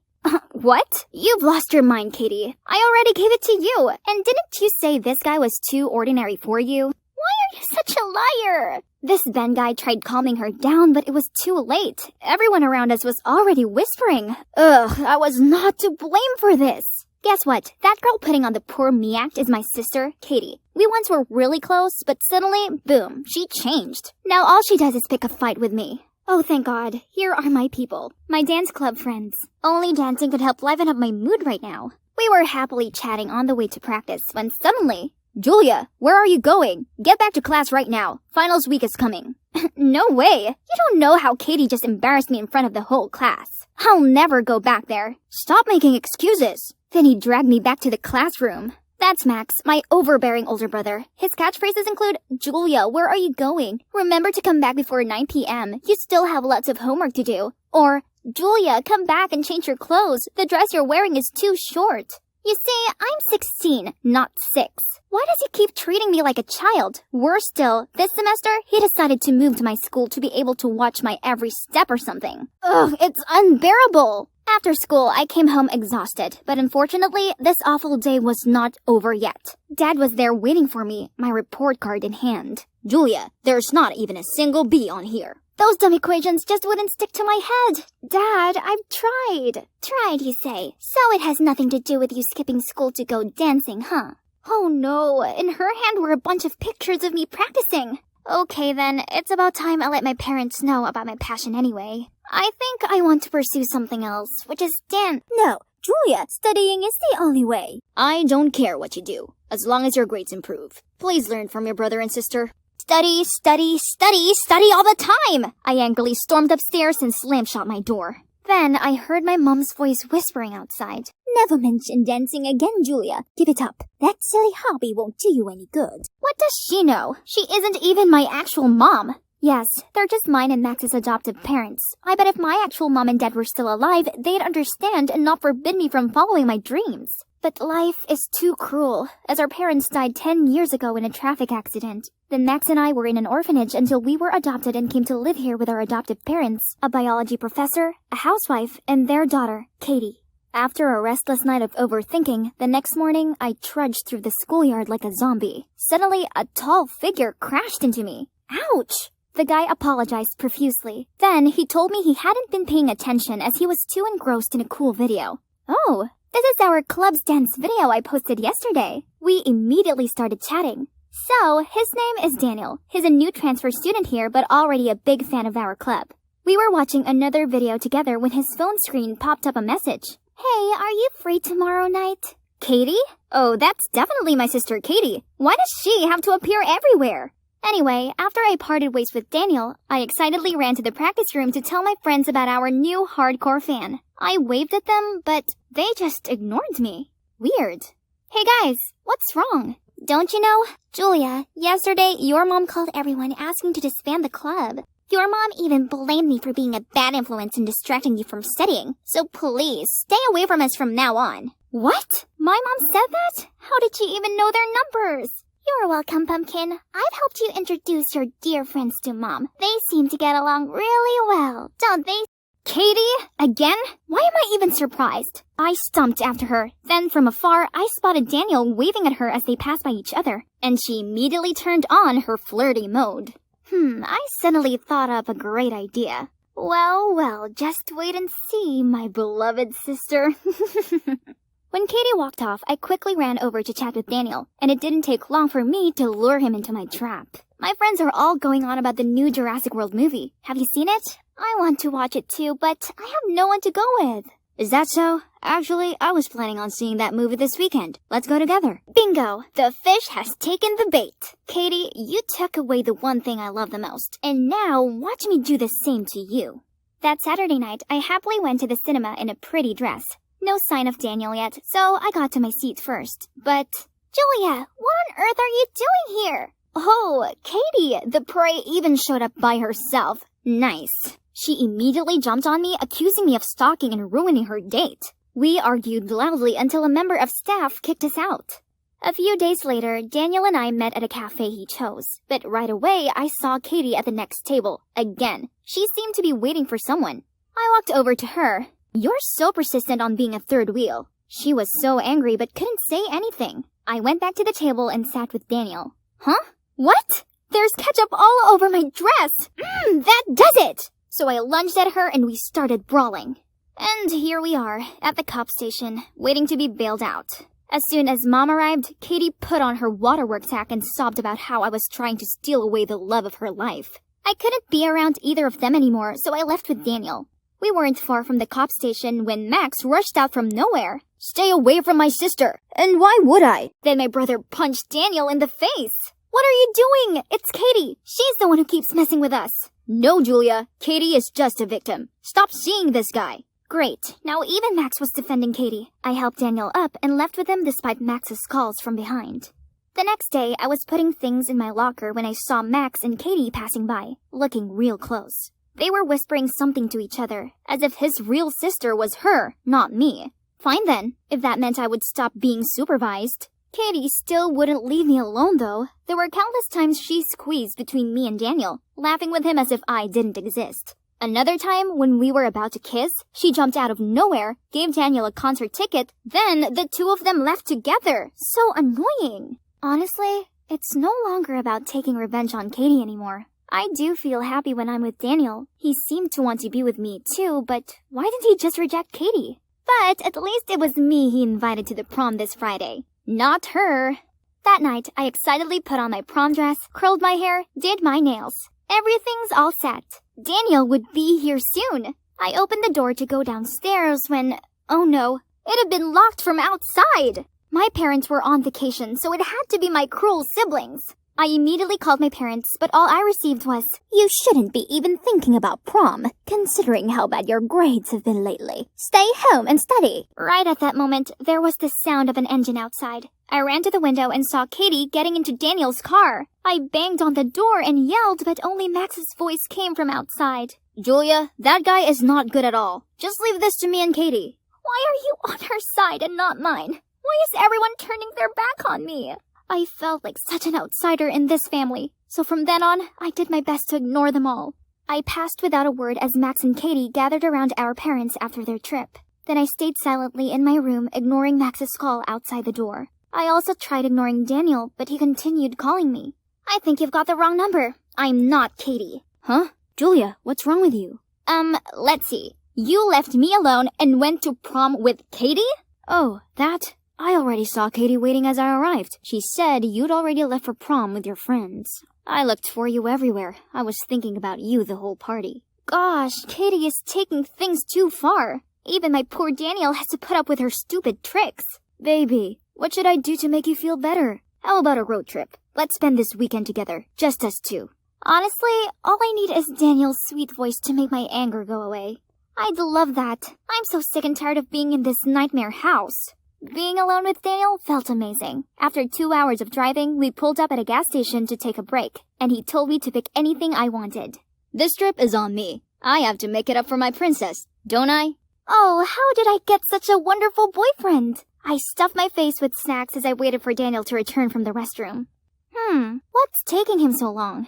Just as I was going to step outside to look for him, the cashier stopped me. I'm sorry, miss. You haven't paid for those. Also, your friend left you this. Then he gave me a bunch of papers. One of them was a note saying, Surprise! Take this as your first life lesson, honey. Don't be so gullible. If you're wondering why you deserve all this, go ask your lovely brother Max. Dan. I stared down at the other papers. Receipts! This came to hundreds. He'd grab all these random things, including 5 boxes of Mountain Dew. Is this for real? How could this guy be the guy I was deeply in love with just seconds ago? I was on the verge of breaking down. But first, I still had this huge bill to pay. Oh God, where do I get the money for all this? Should I call my family for help? No way. I could already hear Max scolding, then my parents nagging, and Katie's scornful look. And so I begged the store owner to let me work here to pay back the bill. It's not so bad. At least I wouldn't have to go home. But only, I kept on messing up. I clogged the slushy machine so the floor was covered in sugared ice. I knocked over the sunglasses stand while cleaning and constantly counted change incorrectly. It was a disaster. Maybe if I'd pay more attention in math, it wouldn't be this bad. I tried everything, but all I did was create more trouble instead of paying back the money. Eventually, they kicked me out. And now all I can do is sit at this abandoned bus stop, not knowing where to go or who to find. Thinking about my life with my family before made me tear up. If only... Suddenly, a familiar car stopped in front of me. Dad! Julia, here you are. Everyone's been frantically searching for you. I'm so glad you're okay. Why did you scare us like this? I'm sorry, Dad. Dancing is my only passion, but I knew you wouldn't accept it. No, Julia. I'd never stop you pursuing what you love. I used to think you were just making up excuses for being lazy. Right at that moment, another car pulled over. It was Max, my mom, and even Katie. What on earth are you doing? If you keep acting like this, Mom and Dad will kick us out. Max, why would you think such a thing? Max let go of me, then hesitantly said, I know you take education very seriously, so I always try my best at school. Julia and I are just adopted, so... Actually, I'm adopted too. I've overheard this once from Mom and Dad. So ever since then, I was scared they'd love Julia more than me and throw me out. Oh, my baby. It's true. We adopted all 3 of you. This doesn't change a thing. You're our children and we love you all, and only wish for you to care and look out for each other. Whoa, this was all too much to take in. My emotions were all over the place and I didn't know whether to smile or cry. Secrets only make us misunderstand one another, so from now on, we won't hide anything, okay? On that note, I'm sorry, honey. Let me tell you all this one last secret that I've been keeping to myself all these years. It turned out that my adoptive mom was mine and Max's biological dad's ex. After our parents died, she offered to take us in. Our adoptive dad didn't know the story behind that, and he only knew about an ex of my adoptive mom who was a pro dancer. Mom was so afraid Dad would find out about me and my brother's true identity and be angry, so she tried her best to hide my dance talent. But she never expected her husband to be this generous and understanding. So, all problems were resolved and family peace was restored. Oh boy, I miss home so much. But now is not the time to go back. Us 3 siblings had one more important task. Expose Daniel. Can you believe that Daniel turned out to be my brother's best friend from his old school? Daniel misunderstood my brother's friendship for love, so when Max rejected him, he felt like a fool and started causing problems for Max. That's why Max transferred schools, but Daniel followed him there. Knowing Max loved his 2 sisters very much, he deliberately approached us both and played tricks to make us resent each other. After that time at the police station, Max told Katie about this and worked up a plan to expose Daniel. We found Daniel's current partner and invited him to meet them at a diner. Then we told him everything his boyfriend had done. Needless to say, he was so angry he finished with Daniel and exposed his true face to the whole school. Facing a barrage of criticism, Daniel was scared and apologized to the three of us and promised to make up for it. Well, now that I have a happy family, I can freely pursue my dance passion. What else do I need? Just looking at Daniel being subservient is enough to satisfy me. This school is so boring. All they do is talk nonsense and do nonsense things. Worse still, I feel like I can never escape them, as some of them live in the same neighborhood as me. But you know what the most annoying thing about my life is?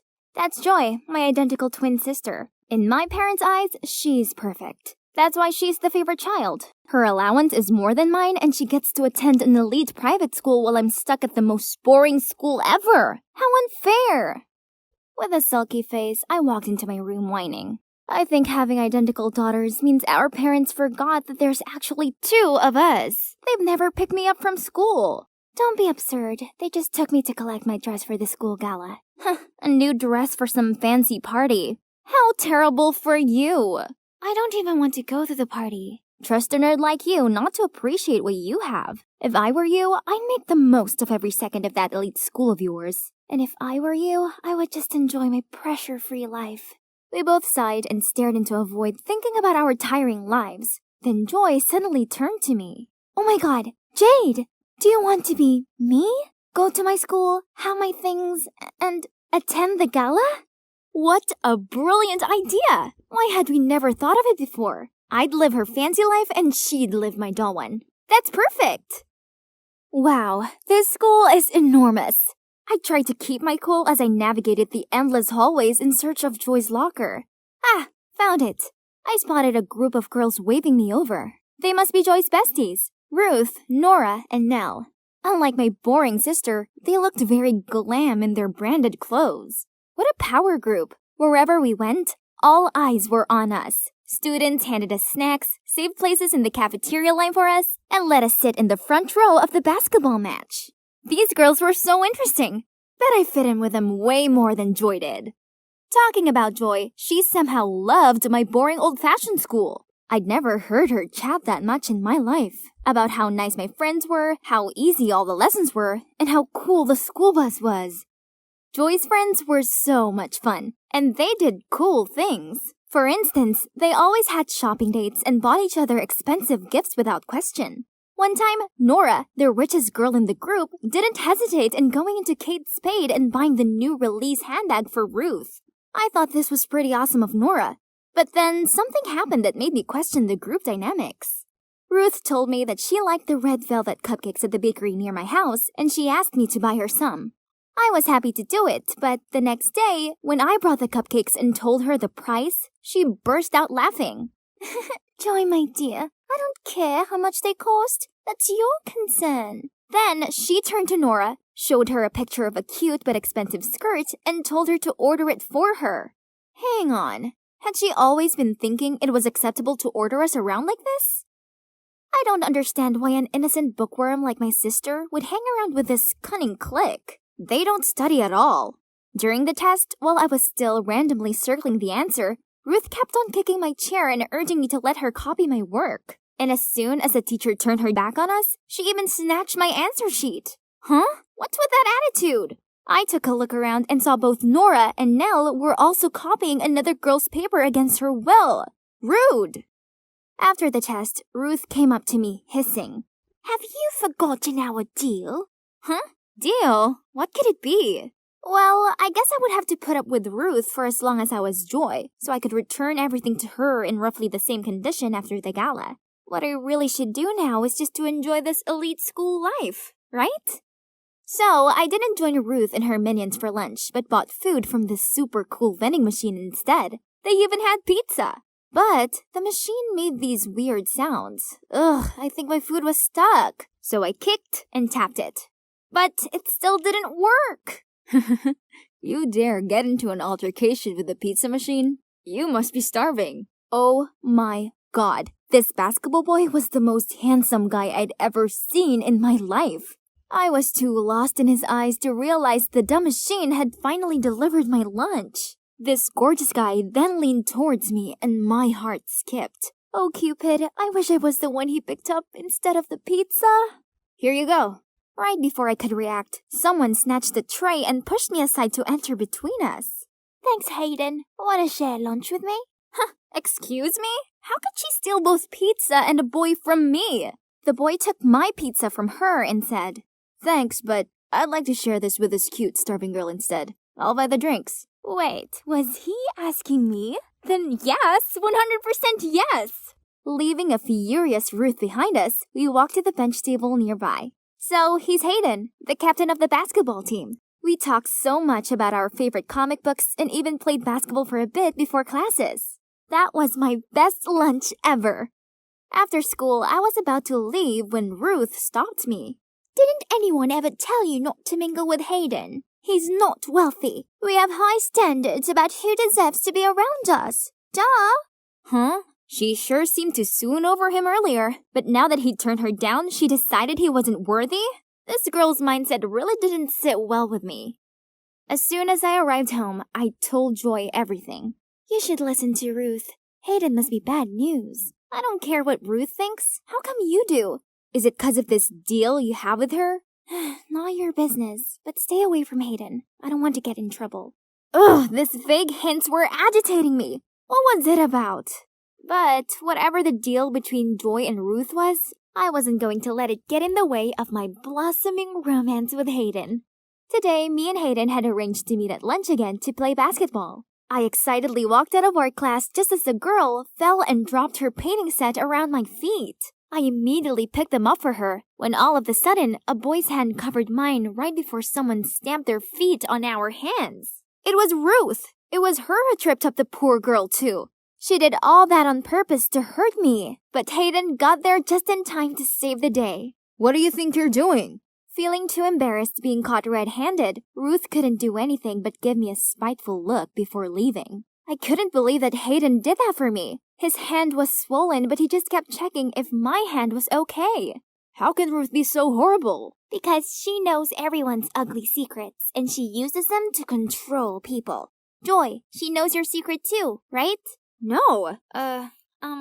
I'm not sure, but I don't care. No matter what that secret is, she's gone too far. Don't worry, I got your back. So will I. Oh, I'm Katie, by the way. From then on, I no longer hung out with Ruth and her minions, but I kept quiet about this to Joy as I didn't want her freaking out and making us switch back places early. The more time I spent with Hayden, the more I found myself liking him. I wanted to confess to him who I really am, but I can't. At least not yet anyway. Katie is really nice to me too, and she introduced me to her super sweet friends. Everything was just perfect, except my grades. Well, I didn't dare to tell Joy about this either. My study was pretty bad, and it literally ruined Joy's straight-A record. Meanwhile, Ruth, time after time, insisted that I was the one who had to do all her homework, research, and tests. But duh, I couldn't even finish mine. You know what I've got. Yeah? What exactly is that you have? What's all the threat about? Ruth was stunned seeing me talking back at her like that. Yep, that was it. I've had enough. After class, she waited at my locker and signaled me to follow her to the equipment room. Finally, I could know what my secret was. Ruth showed me a video on her phone of Joy sneakily checking her notes during an examination. Was she cheating? If our principal sees this, I'm sure your precious scholarship will be long gone. And what about that excellent student title of yours? So Ruth was using this to manipulate Joy. Does she do the same to everyone else? Do you think this would scare me? I don't think. I know. You don't want to lose everything, right? No, Ruth. It's you who's gonna lose. Do whatever you want with that clip, like I care. And so, I walked away, leaving a fuming Ruth behind. To be honest, I was a bit scared. Well, I know scores and things like academic transcripts were so important to Joy. What if I destroyed it all? After my last class of the day, the thing that I feared the most came upon me. The principal called me to her office and showed me the video that proved that I cheated on a math exam. She was so disappointed in my horrible grades recently, she even asked if it was because I was too caught up in my dating life and the bad influence I called friends. But how am I supposed to tell her that it was just my own incompetence? Nothing to do with Joy or Hayden or my new friends. I just reached my room door when I heard Mom scolding Joy. The principal must have called her. It was all my fault. When Mom left the room, I could feel how angry and frustrated Mom was. Joy, I'm so sorry. I couldn't let Ruth have this hold over me. You anymore. I waited for Joy to take it out on me, but to my surprise, she was kinda happy. That's okay. I think I should thank you for that. I've never been brave enough to stand up for myself, although I was so tired of getting picked on all the time. I was so scared, but turns out being scolded by Mom isn't as bad as I thought. My homeroom teacher also called me, but she only gave me a warning and told me not to make the same mistake again. I've never felt this at ease before, Jade. I'm not the perfect Joy anymore.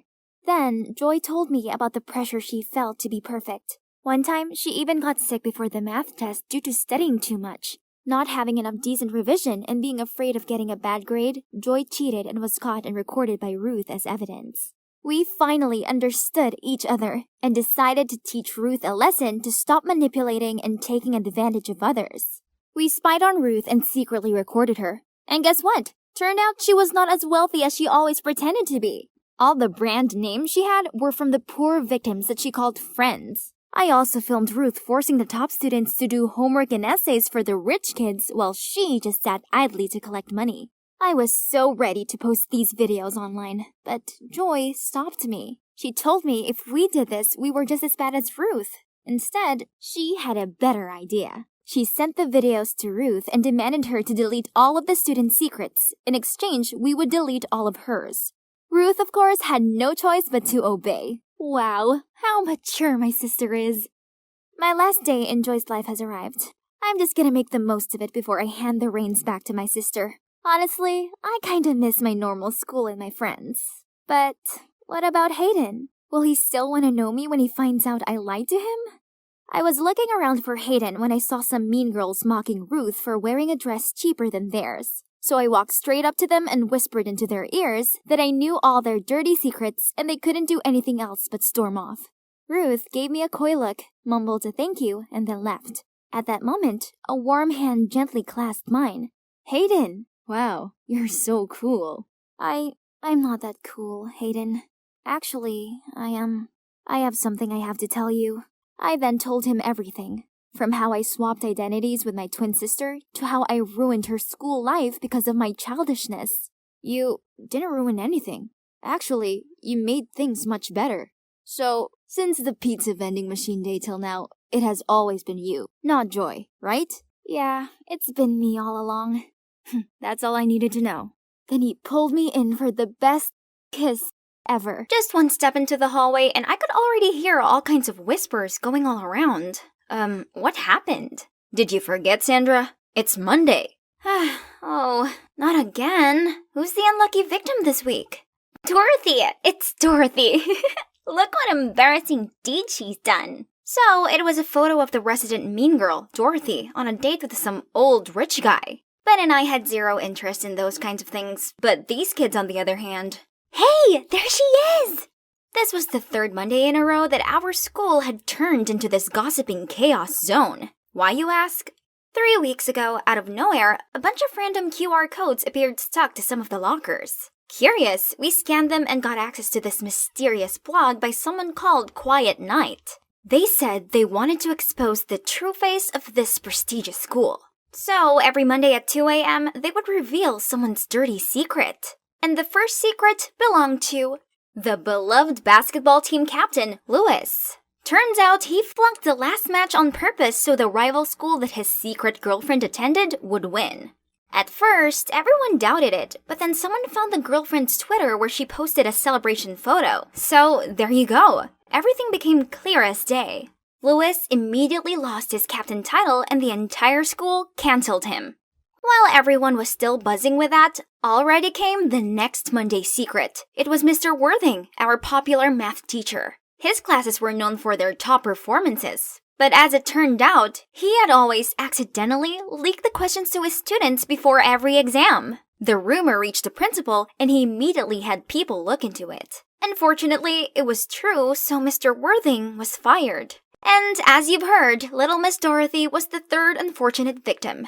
To be honest, she definitely hadn't been the nicest girl. She's a nightmare to all the new kids especially. So when her shameful secret was revealed, everyone seemed to be somewhat satisfied and talked about it nonstop. My BFF, Mary, was no exception, as Dorothy was a rival for her queen bee status. At lunchtime, we arrived at the cafeteria, but weirdly, nobody lined up to get lunch. They were all looking around at something. Turns out Dorothy was here too. She's sitting alone at a table. Not wanting to miss an opportunity to taunt her longtime rival, Mary rushed straight over there. What's wrong? Your bald lover didn't take you out to lunch today? As soon as those words came out of Mary's mouth, everyone burst out laughing. Benjamin and I had to drag Mary out of there right away to avoid any calamities. What are you guys doing? I'm not done yet. This isn't cool. Let's just stay out of it. What? She deserves it. You know the clearest what a horrible person she is, Sandra. Or have you forgotten how she picked on you? Well, it's true. I was also one of Dorothy's victims when I just got here. Ben and Mary were the ones who stuck up for me. That's also how our precious friendship all started. Ever since then, we've been the iconic trio of the smartest kids at school. Pretty sweet, huh? However, the recent dramas have undeniably affected our studies. It's like students are coming here just to gossip, and they keep chatting in class, making concentrating extra hard. Monday mornings became the biggest event in school. Everyone looked forward to it, guessing who's the next chosen one, as the embarrassing secrets continued seeping out. How Justin looks cool chewing his gum all the time, but he actually does this to mask his bad breath problem. Hardworking Julia bought her essays off the internet. The parking lot car spray painter turned out to be none other than goody two-shoes Brandon. It became apparent that any one of us could be next. So people started to panic, praying that their name wouldn't be mentioned. Every Monday morning, I arrived at school to see everyone looking like zombies, cause they'd all stayed up all night waiting for the Quiet Nights post. The mystery blogger had to be one of us to know all kinds of personal secrets like this, so everyone became extra cautious of each other. It's a mess, and this has to stop. We needed to figure out who the Quiet Night was and stop this, but Mary wasn't convinced. How are we supposed to find them? There's zero clue. Stop wasting time. Let's just focus on studying, Sandra. There's no way they didn't leave any trace. We just have to stand up together. Nope. If you want to, then just do it alone. What's wrong with you? Weren't you usually the first one to avoid dramas like these? Because we could be next. So what? I'm not scared. I have nothing to hide. Then she left in a sulky manner. Mary might not care, but I did. I spent the night trying to piece the clues together when my phone had a pop-up. Was it 2 a.m. already? Who could it be this week? I pressed to see. It's Mary! Oh no, is it about that thing? Yep, that's it. The secret about Mary's background has been revealed. Her parents aren't successful business owners, and of course, Mary is not a rich mistress like how she always acted like either. I accidentally found out about this when I saw her bargaining about the rent in front of a small house in the suburbs. When I asked Mary why she had to lie like that, she just got all defensive. What do you know? If people knew the truth, they would laugh in my face. I, of course, didn't want to hurt Mary, so I always kept it a secret. But now, everyone has found out in the worst way. The next day, Ben and I saw Mary walking toward us, looking exhausted, while everyone's eyes were on her. Yo, how'd you think she's able to afford those flashy outfits? Didn't that blogger say she always wears cheap secondhand clothes? Pathetic. Hearing those words, Ben and I gave those kids death stares and rushed to get Mary out of the crowd, but she suddenly snapped at me. Sandra, you're behind all of this, aren't you? Huh? What? Mary, what do you mean? Why would I do that? You're the only one who knew my secret. If it wasn't you, who else could it be? You are the Quiet Night. What she said quickly caught everyone's attention, and I felt everyone's curious eyes fixed on us. Mary, that's not right. Remember, it's Sandra who called on everyone to find the culprit. That was clearly a distraction to fool everyone. Mary then continued explaining her reasonings for why she suspected me. The blogger only ever typed in lowercase just like I always did, and she also mentioned my habit of staying up late. To make it even worse, the next Monday, that blogger suddenly stopped posting, making everyone certain it was me. So I was instantly labeled a traitor to my friends and even a germ who raised hatred among students in this school. Everywhere I went, people badmouthed me, and no one except for Benjamin wanted to sit by me at lunch. I wasn't even allowed in the library anymore, as everyone would be talking about me, which would cause disturbance. Worst of all, the teachers hated me too. One time in math class, I volunteered to solve a difficult equation, but all I got back from the teacher was, "Sandra, if only you just used your intelligence for studying, not for messing up other people's lives." Then everyone heartlessly laughed at my face. The tension was draining me, so I went out to take a breather. After recess, I got back to the classroom to find a box in my desk drawer. Oh no, wasn't it the love letters I'd written for Lewis? I mean, yes, I used to have a crush on the basketball captain, but it was a long time ago, and I never sent the letters. How come they are all here? I sure had hidden them in the corner of my locker. Is it the creepy quiet night messing with me? Ugh, that's enough. I gotta unmask this jerk ASAP. Who could it be? Who had the ability to spy on people undetected? I was trying to figure this out when a smug-looking Dorothy appeared. Geez, look at her. Can't believe she's the coward who destroys what she couldn't have. Too bad for Lewis that he ended up involved in this. Oh, such a pathetic little girl. Doesn't even have the guts to send any of the letters. Oh my god. Did they just say letters? What letters? What on earth are you talking about? There's no mistaking your handwriting. She showed me bunches of photos of my letters. Oh no, did she take revenge on me because she thought I was the snitch of her dating news? Not leaving me a chance to explain, they just laughed and continued mocking me. I couldn't face going to school and being tormented for something I didn't even do. So I faked being sick to stay home for a few days. But it's been a week and I still didn't feel better. Suddenly, there was a strange sound by the window. Turns out it was Benjamin. Sandra, please stop hiding away. You can't let them beat you. You're better than this. What else can I do? Everyone's convinced it was me. Follow me. I know someone who can help. Now, I was sitting in a cafe with Benjamin, and Max, an IT genius in our school. Benjamin insisted this guy could help identify the anonymous blogger. After just a few minutes of checking the IP, Max has been able to track it down. But, it led to Mary's place? No way. This makes no sense. I gotta talk to Mary. Calm down. Don't say a word about this to anyone for now. Just let me take care of it.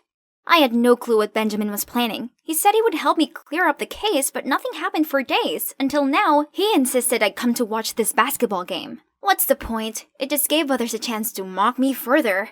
While immersed in my thoughts, suddenly I heard someone's voice on the loudspeaker. It was Benjamin.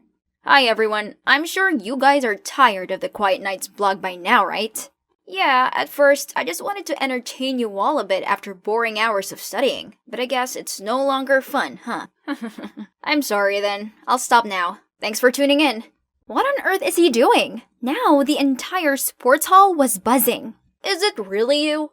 Benjamin was about to reply when Mary jumped out. No, it can't be you. Stop wasting time protecting Sandra. How could you possibly know where her love letters were kept? Or about Dorothy's secret? So, you tell me, who knew those things then? Mary looked taken aback and confused. Then Dorothy appeared. It's her. It's her who gave me Sandra's locker key. What? So it really was Mary.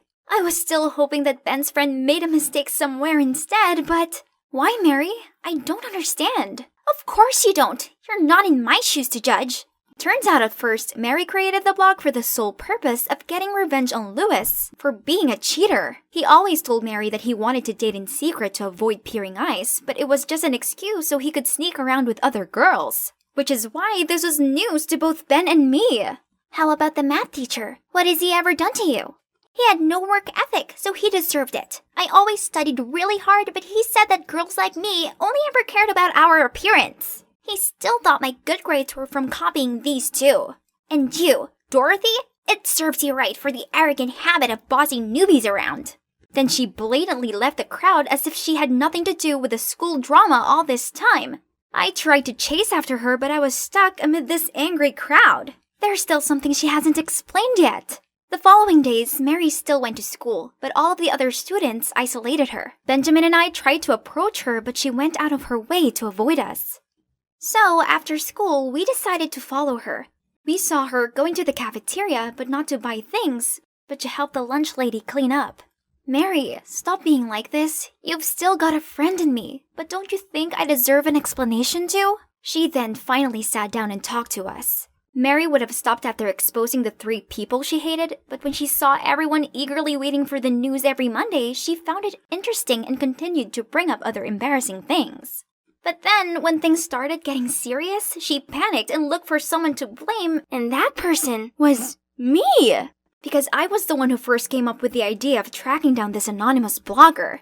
Furthermore, she was angry with me for finding out her secret. Envious because I got better grades than her, and jealous because I was closer to Ben than she was. Mary admitted she felt outshined and left out. So, you decided to expose your own secret you kept for so long just to frame me? Do you hate me that much? No, Sandra, it's not like that. I'm really sorry. As for that secret, I had tried to act like a hot girl from a rich family just to be worthy of that jerk Louis. But since I know he's a bad guy, there's no point of keeping that secret anyway. Ben and I leaned over and hugged her, saying it was all okay. As long as we are honest from now on, we'd be able to sort everything out. After that, we helped Mary clean up the messy tables in the cafeteria. And can you believe it? The lunch lady is actually Mary's mother. She was the one who unintentionally told Mary all the petty secrets that everyone gossiped about while getting lunch. Mary has always hidden the fact her mom's the lunch lady, but after being exposed and boycotted, she gave up and decided not to try hard for the popular girl title anymore, but just to be herself. I knew that this was hard for Mary, but deep down she has a good heart, else she wouldn't have befriended me when I first started at this school. Living up to the expectations of being the school's it girl must have been exhausting. It's been a semester full of drama, hasn't it? Phew, lucky it's almost over. Now we're in a hurry to revise all lessons together to prepare finals week. We still compete with each other a lot, but this time it's fair and square. The 3 of us already decided that whoever gets the lowest score will have to take the other 2 out for dinner. Free food, here I come, as I definitely am not going to lose. Hi everyone, I'm Lydia, and I'm going to tell you my amazing but totally bizarre story. But before I do, please like and subscribe. I have a big sister, Gwen, who's 2 years older than me, and she's basically a genius. From as young as I remember, I idolized her. What is 25 squared? 625, Dad. Honey, what's this? It's The Starry Night, an oil-on-canvas painting painted in June 1889 by the Dutch post-impressionist painter Vincent van Gogh. While I'm, a bit different. And Lydia, I have 10 candies. I'll give you 2. So how many do I have left? Isn't this doll cute, Daddy? Yeah, I'm no genius, with no particular talent, no flawless beauty, and almost no friends either. But Gwen didn't mind and was always supportive of me. It's fabulous! Fabulous! It's fabulous! That's why I adored her a lot and tried to copy everything she did. It's fabulous! What's so fabulous about my cat dying? Oops, wrong timing. Then, when I was 16, Gwen left for college. Out of sight, but definitely not out of mind. My parents went on about her all the time, which only made me miss her more. I dreamed of going off to college and having a perfect life, as she did. But for that to happen, I needed to shake up my plain Jane life. I wonder what my hidden talent is. Could it be dancing? No, definitely not.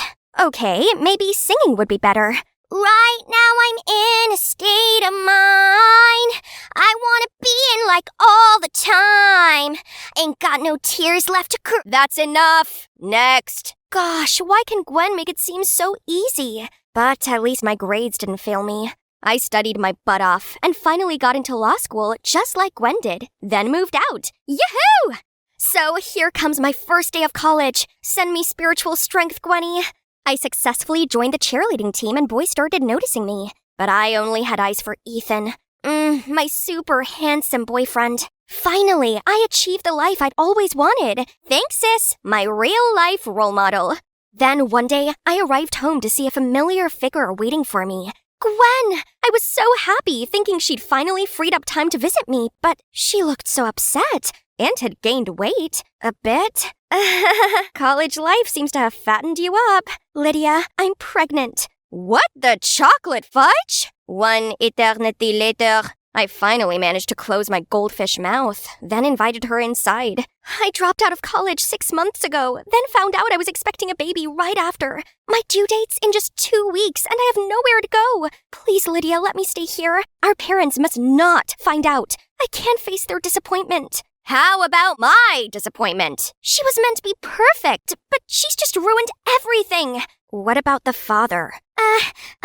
He has to study in France, so you're the only one I can rely on right now.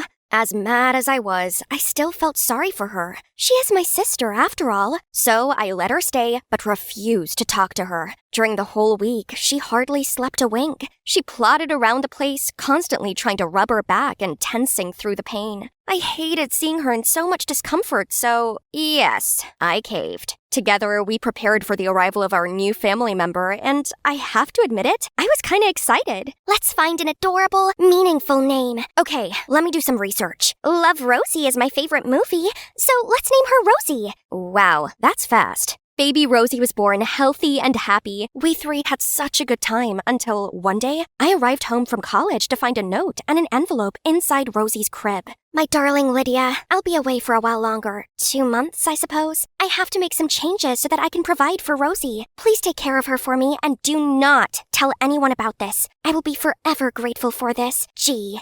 OMG! How could she do this to me? I still have college, my friends, Ethan, and now a niece? But when I turned to see Rosie smiling at me with those big, round, sparkling eyes, suddenly my heart melted. I can do this. Rosie, looks like it's just the two of us now. Mommy will be back soon, so please make things easy, won't you?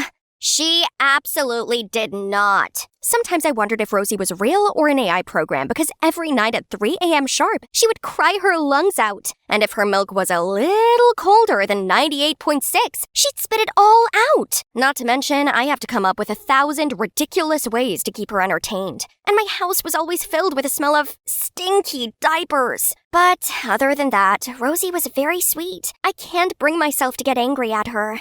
I had no other option but to take online lessons instead of going to class. One time, I forgot to turn off the mic, and suddenly, Rosie farted so loudly that the entire class immediately flocked around to look. Another time, I was so exhausted from staying up all night that I felt my eyelids drooping. Then, Lydia! Yes, dear, milk is coming! I don't think milk works for you, but an F will. Oh no. Despite my constant apologizing, I still ended up with poor results. This semester, I'd already failed 2 classes and been kicked out of the cheerleading team. You think that is the worst part? Think again. On a super lucky day, I was at Walmart, overwhelmed with dozens of diaper brands when I saw none other than Ethan. There's nowhere to hide, Lydia. You're doomed. Oh, hi, Ethan. Didn't expect to see you here. Sorry, recently I'm a bit busy. Do I know you? Huh? I'm Lydia, your girlfriend? What? It's really you? You ghosted me for the past few weeks. Jeez. Did you even take a shower? And what's that thing? Want to trap me with a baby? No, she's not my child. And it's true that I forgot to wash my hands after changing Rosie's diaper this morning, but anyway, please, I just need to look after her for a few more weeks and everything will be back to normal. That's enough. Look at you. You're just like a cave girl. By the way, use this. And you know what? We're over. No words can explain how pathetic I am right now. It's all because of your mom. She's such a... Now my life's a living misery, all because of you two. Shh. I'm sorry, Rosie, I didn't mean it. None of this is your fault. 2 months is almost up. When your mom's back, things will be okay again. But 2 months passed, and Gwen was still nowhere to be found. Worse still, the money she left ran out. I had no choice but to find work, so I took a personal tutor job where students came to my place to study. Not a single soul applied, until one day I opened the door to see this guy. Hello, can I help you? I saw this flyer and want to attend the class. Oh, really? Sure. Come on in. Turns out, he's Augustin. He wanted to get onto the same law course as me, but last year he didn't make the grade. I tried my best to keep an eye on both Rosie and Augustin in separate rooms, but once in a while, Rosie let out a squeak. You hear that? That's my cat. Solve this equation. I need to go to the toilet. But you went 10 minutes ago. I have a small bladder. It runs in my family. Any problems? If you fall in love with someone, just confess like this. My love for you is like diarrhea. I can't hold it in. Mwahaha! Disgusting. I pity anyone who falls in love with him. I hurried back in to see him on his phone. So much for working hard. Huh. Hey, if you really want to get into college, at least put some effort into it. Like how you did your Snow White makeup. Oh no, it's baby powder. It's flour. I'm making bread. Didn't know you can make bread in the toilet. It's okay, teen mom. No need to hide your baby anymore. No judgment here. Seeing as the game was up, I told Augustin the truth. Surprisingly, he seemed understanding and even asked if he could see Rosie. Whoa! Who knew Mr. Jokester could be so good with babies? I've never seen Rosie so full of joy and laughter like that. Gradually, I no longer saw him as my student, but more like a friend. It's not like he came to my place to study anyway. We talked a lot, even outside tutoring sessions, and I learned so much about him. You'll never fulfill your law school dreams by playing games all the time over studying. Who said law school is my dream? And this is not a game. Huh, a fashion website? Don't tell me it's yours. Yeah, I'm the founder of this brand. No way! And what's this? Can you really sell this plain cap for $200? It's not about the cap, it's about the brand's design. He then told me he had always dreamt of opening his own fashion chain, but his parents never supported it and just wanted him to be a lawyer like them. That's why he was never serious about his studies and messed about. So, what's your dream? Become the best judge in America? It's totally not a hard question, but why am I speechless? I just want to be as cool as my sister, but she's not so cool anymore. Right then, Rosie squealed and filled her diaper, which somehow saved me from the situation. But Augustin's question got me thinking. I need to find the answer. You look distracted. What's on your mind? I found it! I want to be perfect! That's vague. How do you define perfect, though? Does it make you happy? I'm not sure. How about this? Have you ever thought about it? Oh, this is nonsense. Forget it. I've forgotten to take care of myself for so long. My boyfriend dumped me, and now my friends also ignored me. I became a loser, all because of a baby. Right then, my lecturer emailed me. A last-minute spot had come up on the debate team for the most important competition of the year. This is my big chance. But how was I supposed to care for Rosie and prepare for it? After a whole night of tossing and turning, the doorbell woke me. Was it Gwen? Oh, it's just some strange guy. Hi, you must be Lydia, Gwen's sister. I'm Kyle, Gwen's boyfriend, and her baby daddy. What on earth? Look at him! I didn't know Gwen had such a weird taste in men. Aren't you studying in France or something? What? Yeah, but without my baby, France, Germany, or even the North Pole are all meaningless. Can I see her now?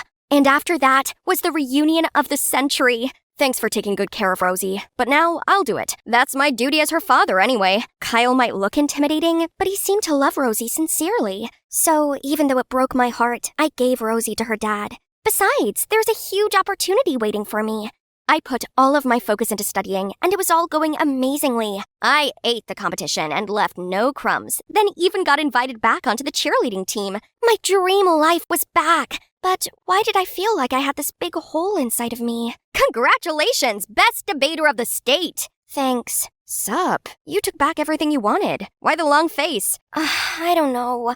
I just feel empty. So, what can we do to make you feel happy right now? So, here we are, at Rosie's place. What's that loud crying and scolding sound? I impatiently pressed the bell, and Kyle took forever to answer. OMG, is that cigarette smoke? And look at the house! It's a huge mess! What are you doing to Rosie? That's it. Give her back to me. You have no right to take her away from me. The only one who can raise Rosie with me is her mother. So tell Gwen to come back to me. What? You didn't talk to Gwen about this? Last warning. Tell Gwen to come here and ask to be my girlfriend again. Then I'll consider giving her the baby back. Excuse me, it's father-daughter time now. I fell on my knees like all my strength was drawn away. It's all my fault. I handed Rosie to him. Calm down, Lydia. Let's try contacting your sister first. I called Gwen 1,000,000 times, but no surprise, she didn't pick up. So I shot her a message about the current situation and asked her to show up ASAP. Me and Augustin waited outside Kyle's house for ages, and right when we were about to give up, Gwen finally appeared. We banged on the door, but that jerk Kyle refused to let us in.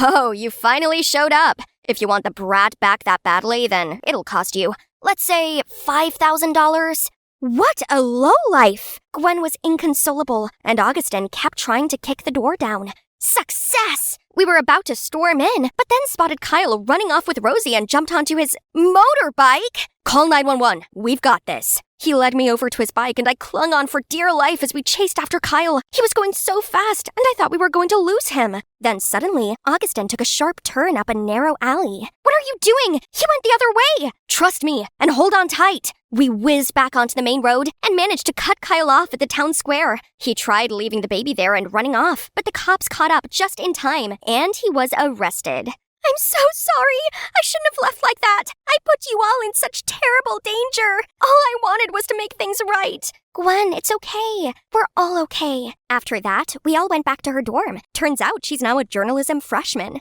And I cannot believe my eyes. How could she live in a place like this? Why are you... My life wasn't full of roses at all. The perfect image that I built up was all fake, and it completely wore me out. But this is real. It's what truly makes me happy, so please understand. I didn't know that, but I'm glad you found your dream. You'll always be my coolest sister.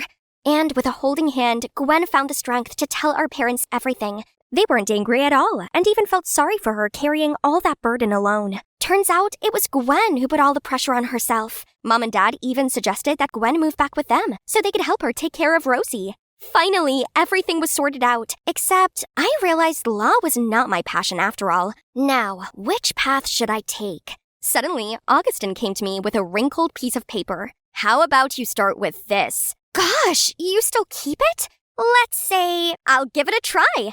Hi, it's me again, and today is the grand opening of my baby clothes store. All the clothes here are my own designs. Adorable, right? And my marketing and branding expert, aka my soulmate, is this guy. Oh, of course, my family was also here. Mom.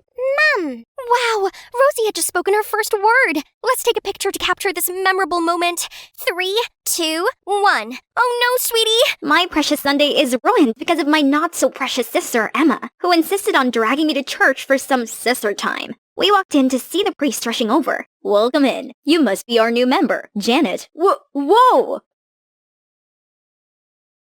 Just then, the holy statues nearby all fell over and shattered to pieces. It's a bad omen. She's a jinx. No! You devil! Get out of here! Yep, that's me. You're probably wondering how I ended up in this situation. Hi, my name's Janet. If you think I'm a jinx too, you're seriously wrong. Because animators, rewind that last scene. Pause it right there and... See that? That's my sister, Emma. And fast forward a bit more. Pan over, please. There. That right there is the ringmaster behind my so-called bad luck. You must be wondering why I hadn't exposed Emma that day. It's because everyone is fooled by her naive Cinderella look and never believed how a living angel could do such mischievous deeds. But the truth is, she's the devil. She did everything to make me look like a walking disaster everywhere I go. But who am I, huh? That night, to get back at Emma, I hid under the bed till she was sound asleep, wrapped my icy cold hands around her ankles, jumped out from under the bed, and boo! Emma screamed through the roof, and our parents walked into the room worried just to see me laughing hysterically. Right then, the police on patrol also barged in, thinking something real wrong went on in our house. We ended up spending the night trying to explain to them nothing happened, and they finally left. Do you know how many sleepless nights we've had just because of you girls' petty fights? That's it. I'm signing you both up to join a community farm from tomorrow. What? But Dad, I can't live amongst animals and dirt. For once, I agree with Emma. There's no way I'm going there. You're not going back till you learn to live with each other. Living with Emma 24/7? I'd much rather be the jinx now. So the next morning, Mom and Dad drove us to the farm to live off the land and bond together. But look at this tranquility and picturesque scenery. Maybe coming here wasn't such a bad idea after all. Suddenly, a loud, obnoxious track started playing from inside my suitcase, startling the animals, and they went rogue. Stop the music! But my suitcase was locked. I caught Emma smirking, pressing her phone, and the music suddenly stopped. Once everything was under control, the farmers gave me looks of disapproval. Just when I thought things couldn't be any worse, a trailer nearby slipped off and began to roll downhill, heading straight for an oblivious farmer. Emma immediately swooped in and pushed herself and the farmer out of harm's way, just in the nick of time. Richard, are you okay? Oh, yes, thanks to this young lady. You saved my life. What a good luck charm you are. That trailer has been sitting there for ages without any problems. Why did it suddenly break just now? Oh, it's my sister. She has this reputation for bringing bad luck wherever she goes. I apologize on her behalf. No. Don't listen to her. She's evil. That's not something you should say to your sister. Look at her. What an angel. Emma immediately activated her manipulating power. Aww. Come on. We got the nicest room for you. Hey, what about me? The next morning, I was told to milk the cows while Emma didn't even have to lift a finger, just wandering around and pulling pranks on me. In a panic, a guy appeared and helped me out. What happened here? The hoses are all snipped off. I'm so sorry about that. It's my sister's stupid prank to get me to look like bad luck. Interesting. Oh well, we'll hand milk the cows until we get them replaced. Hand milk? That'd take forever. Emma's gonna have to pay. Hey, no need for that. I'll give you a hand. I'm Kai, by the way. He gave the brightest smile, and I instantly felt better. I'm Janet. Thanks for helping me, but which buttons do I push to get milk? Kai cracked up, and I felt like the dumbest thing in the world. I'm sorry, but that was so cute. Okay, you don't push any buttons. You squeeze it, like this. Just then, Sylvia walked by and saw us. Well, who makes you smile like that, Kai? Janet, you are really something, huh? As she left, I felt my heart racing and saw Kai blushing also. Whew, it sure feels hot like summertime. So, Kai, how long have you been living here? Just recently. I'm actually a skier from the city too, but I came here due to some stuff. Come on, let's go sell the milk. Kai and I then made our way to the bustling market. Surprisingly, customers were eager to get their hands on our milk. I was ready to make my first hard-earned cash when suddenly, you'd better watch out, you'd better not buy, better not drink this milk right here. Jinxie Janet's coming to town. The crowd buzzed with concern over our milk. Actually, I thought someone else was a jinx. You see, our milk is especially fresh today, all thanks to my good luck charm, Janet. She and I worked all morning to milk the cows by hand. Thanks to Kai's words, the crowd was excited again. Just like that, we sold out in just a few hours. Woohoo! But when we got home, people started praising Emma for bringing good luck to the business. Actually, it was Kai and me who milked the cows, and more thanks to Kai who did most of the heavy lifting. She has nothing to do with this. The room suddenly felt awkward and people started to look away. Only Sylvia cared to acknowledge us. I see. You two make a great team. What about us? I think we'll make a better team. Get off of me, you creep! Ouch. Feisty. Oh my gosh, are you okay? Why are you acting like such an animal, Janet? I'm alright. She may be a bit cold right now, but she'll warm up to me in no time. Right, princess? Emma immediately gave me a death stare. Aiden, why are you here? I'm here for you, brother dearest. Mom and Dad are worried sick back home. Holy cow, these two are related? But they're nothing alike. Well, it does explain why their tension was scorching up the room. Stop it, you two. Always with the bickering. It's getting late. Janet, will you go and lock the barn door? Oh, yes, definitely. But before I reached the barn, a hand suddenly pulled me back. Keep your claws off of Aiden. He's mine. Oh, I see. You're smitten with him, huh?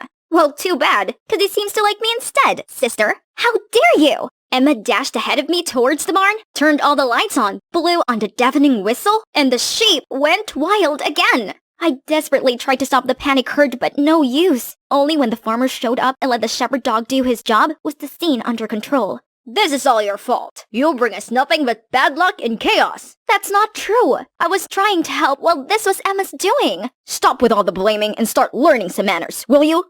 I was stunned. Behind Richard, Emma grinned slyly. She won this time, but not for long. Cause how about I steal Emma's crush, aka Aiden, right in front of her?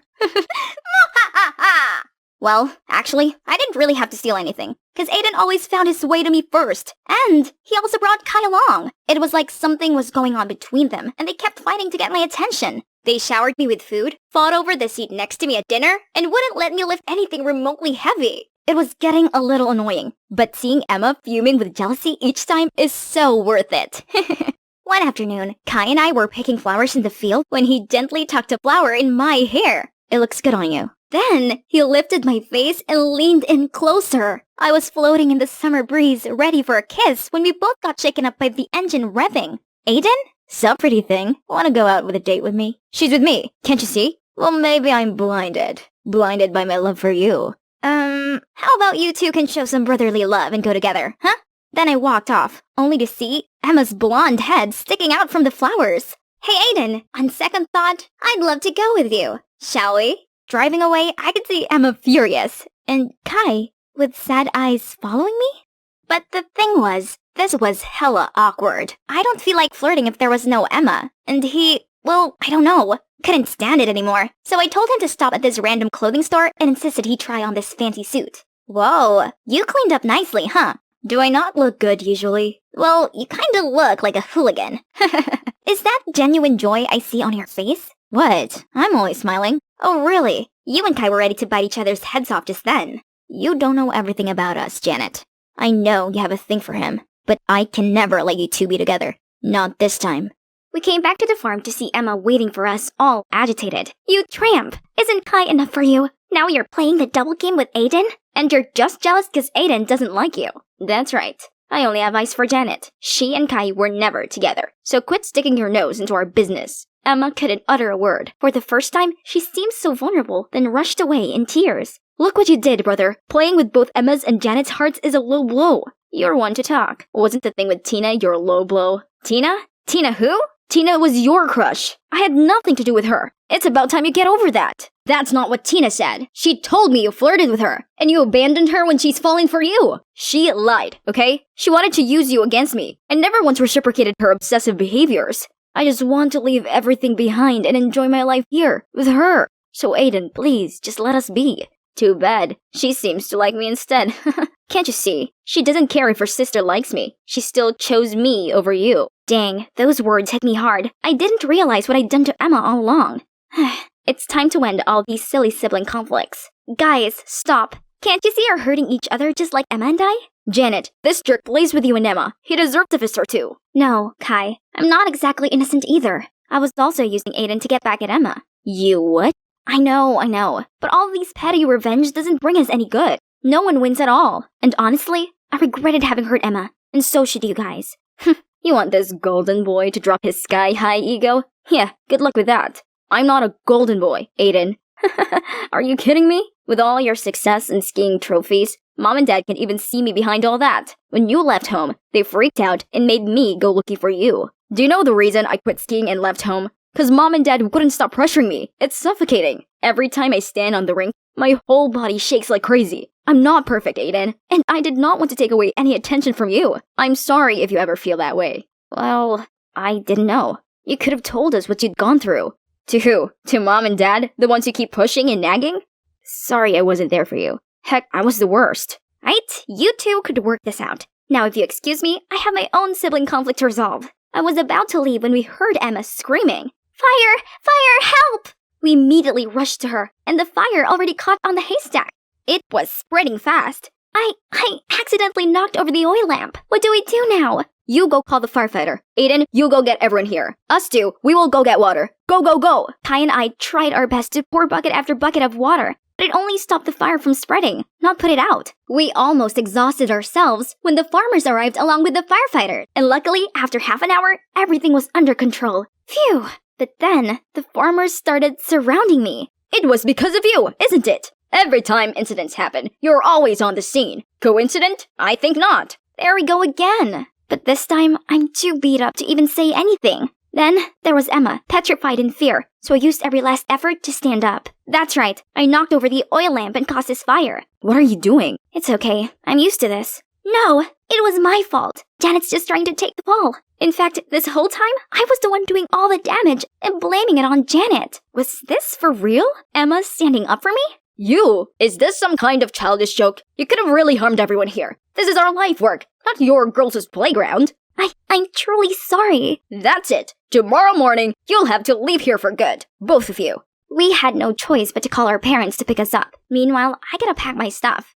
Hey, I know I've been mean to you since forever, so why did you still take the blame for me? I'm just tired of petty fights. Besides, I feel bad for stealing Aiden away from you. I don't have any feelings for him, and I don't think he falls for me either. I just wanted to mess with you. I figured. I actually heard what you guys were talking about before, and it hit me hard. You know, I used to enjoy being the only child. Yeah, no kidding.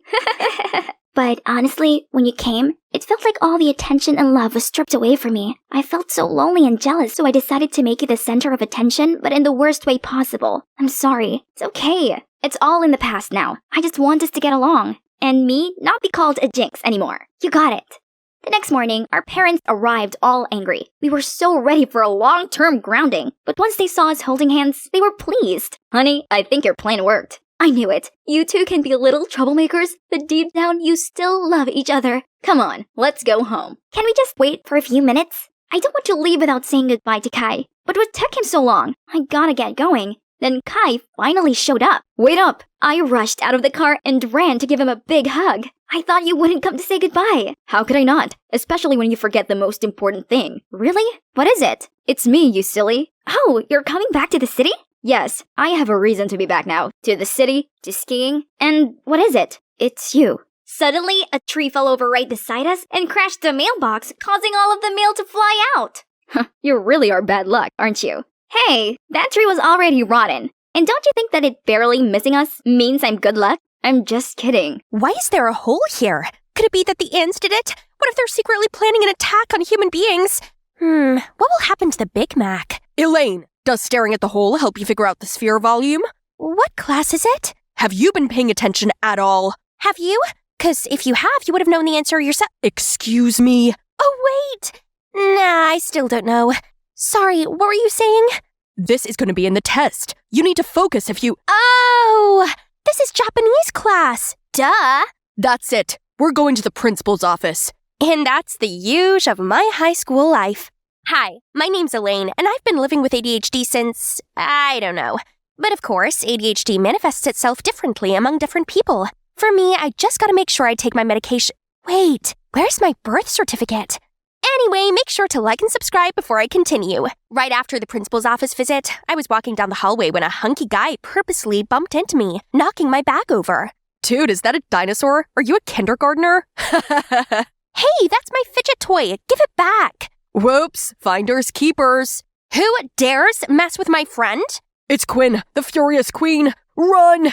The two guys immediately ran for their lives. Right then, Skylar and her new boyfriend also headed over. Isn't she the weirdo from the math class? Don't tell me you're friends with her. Yes, I am indeed. You can only choose one, her or me. How about I dump you instead? Get lost. And these are my girls. We've been best friends since forever and always got each other's backs. I forget my stuff a lot, and Quinn always makes sure I got everything with me before leaving any place, while Skylar has me covered every time I dozed off in class. You know, I can't sleep at night because I'm busy thinking about the ants' Earth destruction plan. Maybe they're the ones who terminated the giant dinosaurs.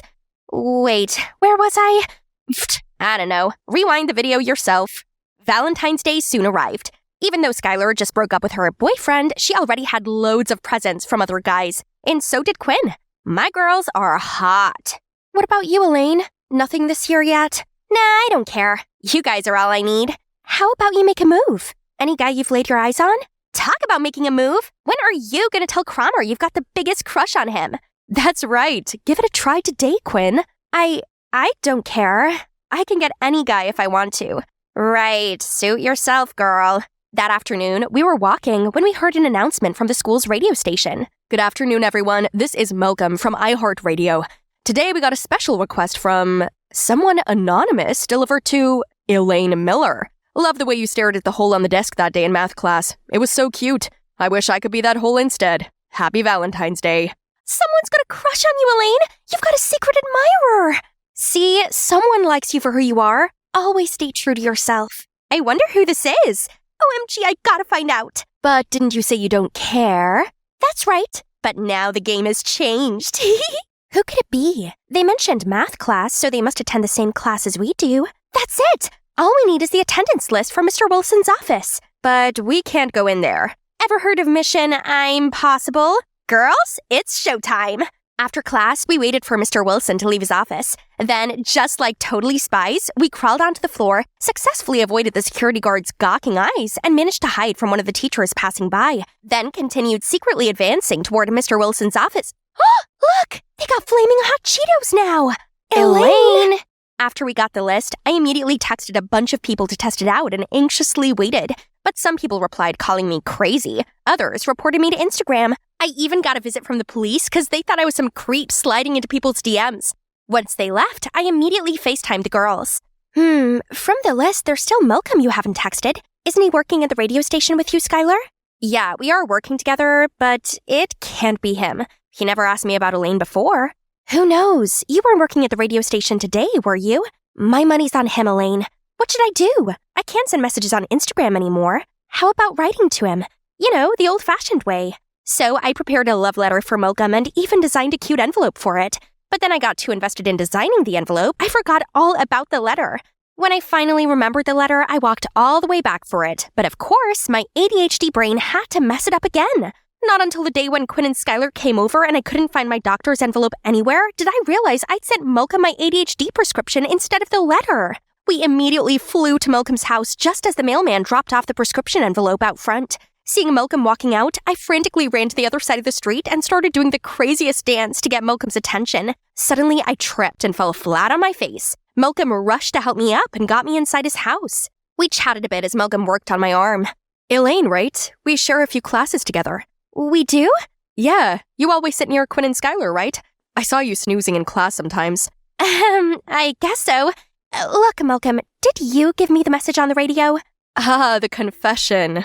Well, it's not me. I'm not your secret admirer, but that doesn't mean I don't have a chance, do I? Skylar talks a lot about you, and I've always wanted to talk to you in person. Speaking of Skylar, it's our girls' night tonight. Bye! And thank you. I finally managed to calm my hyperactive heart down when I got back to my room. Is Malcolm the secret admirer? He's not. How embarrassing. See? Told you. We're pretty close. He would have told me already. But he seems to like me. Really? I mean, I saw the way he helped you up when you fell. It can't be. Let's focus on finding your real secret admirer. But that doesn't mean I can't hang out with Malcolm while finding my secret admirer. Turned out we both shared a passion for hip-hop. He can make super catchy beats for me to rap. Just kidding. Animated Story Show wouldn't let me. Comment down below if you want a separate video of me rapping. Since then, we started hanging out more often. Malcolm is such a caring and patient person. Sometimes my ADHD kicked in and I cut him off while he was speaking, but he never got mad and just patiently waited for me to finish. Another time when I was blabbing nonstop about whatever was in my mind, I saw him counting. What are you counting for? How many times you switch topics within 2 minutes? Oh, sorry. No need to. I find it cute, actually. Later on, as we parted ways, I saw Skylar waiting for me, looking a little sad. Hey, what's wrong? I'm gonna be honest with you, 'cause we promised each other. I've actually had a crush on Malcolm ever since we started working together at the radio station. What about your recent boyfriend? Oh, it was just a fling. I just can't stand seeing you with Malcolm. Anyway, don't take it personally. Sorry, I gotta go. Skylar had a crush on Malcolm? But I do enjoy being with him. No, sisters first. But it wasn't easy, as Malcolm would always try to approach me. It hurt having to stay away from him. Every time he got close, my heart would beat like crazy. But I also don't want to upset Skylar, as she started distancing herself from me and Quinn. I actually quite like Malcolm. This is so complicated. I honestly don't know what to tell you. How about you try finding your secret admirer? For real this time. He might be a better suit than Malcolm. The next morning, I found a note in my locker. From your secret admirer. They want to meet me near the fountain. But when I got there, I saw another note asking me to come to the bleacher. This better not be some silly prank. When I arrived, I was shocked to see Cromer sitting there by himself. He can't be behind the notes, right? Guess I'll find out now. Just a little closer. Closer. Suddenly he looked up and stared straight into the camera. I was about to run when he caught me. Hey, Elaine Miller, right? You could have asked me for a picture. Didn't know you have a thing for me. No, it was an accident. Since then, I made sure to be more discreet to see if Cromer was the secret admirer. But man, it's like this guy got the sixth sense or something. Hey, what's wrong? You look nervous. It's because she likes me. She even tried to take pictures of me, right, Elaine? It's okay. I noticed you watching me recently. Come on, just admit it. I know I'm irresistible. Why are you doing this? You know I like him. No, let me explain. You know, I even thought it was a misunderstanding between you and Skylar. But you know what? Now it seems like you just want to steal from us. Hey, guys, chill out. What's going on? You chill out. Do you even know Elaine said she liked Malcolm too? And now she's also taking Cromer. My Cromer. Hey, about Cromer, it's not what you think. And Malcolm, it's not like you and him are a thing. I have as much of an equal chance as you do, don't you think? Then why were you following him just then? And you even took pictures of him? And we're talking about our chance with Malcolm now? You know it's unfair to me. Unfair? We're always trying to make sure to put you first. But now you think you're the victim? I can't do this anymore. I hope you're happy you got both guys now, best friend. That was too much. They acted as if they took pity on me. I don't need anyone to look after me. I'm all fine by myself. Since we fell out, we're all caught up with our own things. Whenever I passed by Skylar, she just gave me a cold look. Quinn also seemed to have found new joys. I managed to get by just fine, but it felt like something was missing. One time, I was walking when I spotted Skylar and Malcolm surrounded by a crowd. Turned out, Skylar confessed having a crush on Malcolm and asked him out, but he rejected her. The crowd couldn't miss the chance to mock her.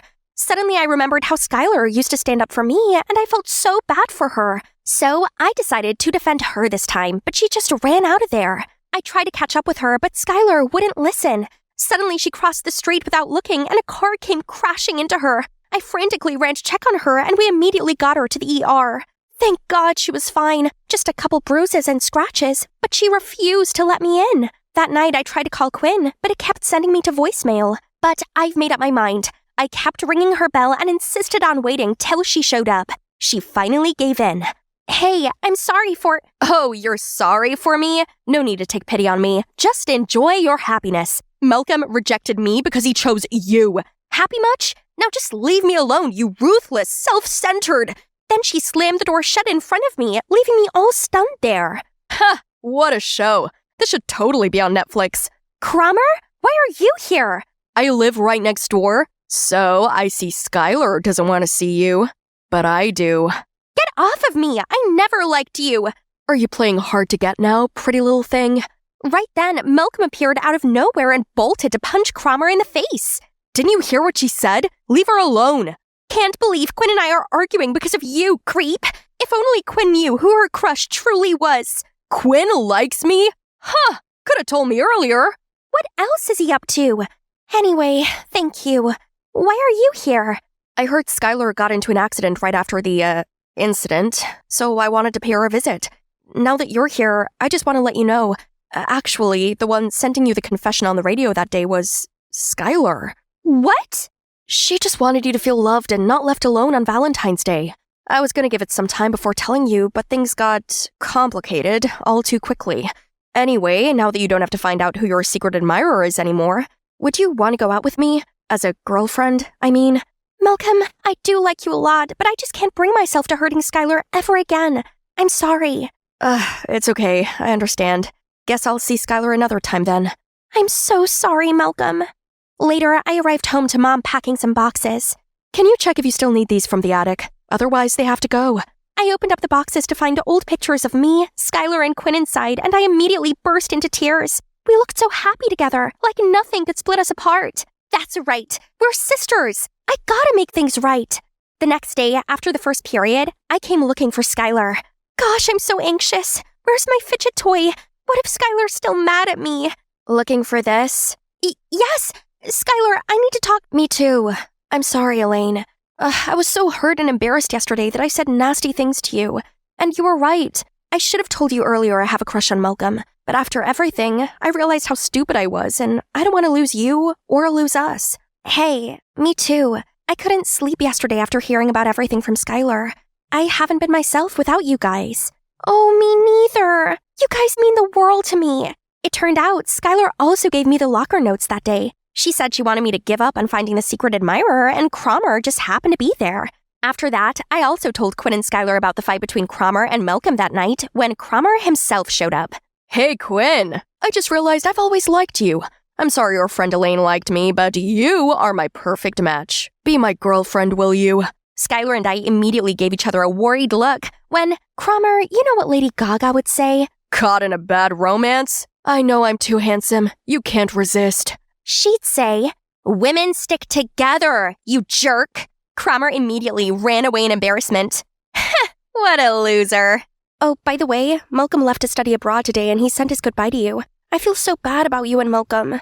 It's okay. Right person, wrong time. From then on, us three were always by each other's side and graduated together. We even went to the same college now and made sure we go to every party together. One night at a music festival, I was waiting for Skylar and Quinn to get back from the restroom when they started playing Kendrick Lamar. Hip-hop would always remind me of someone now. Suddenly, a handkerchief was handed to me. I saw you from afar. Is this the right time to get your number now?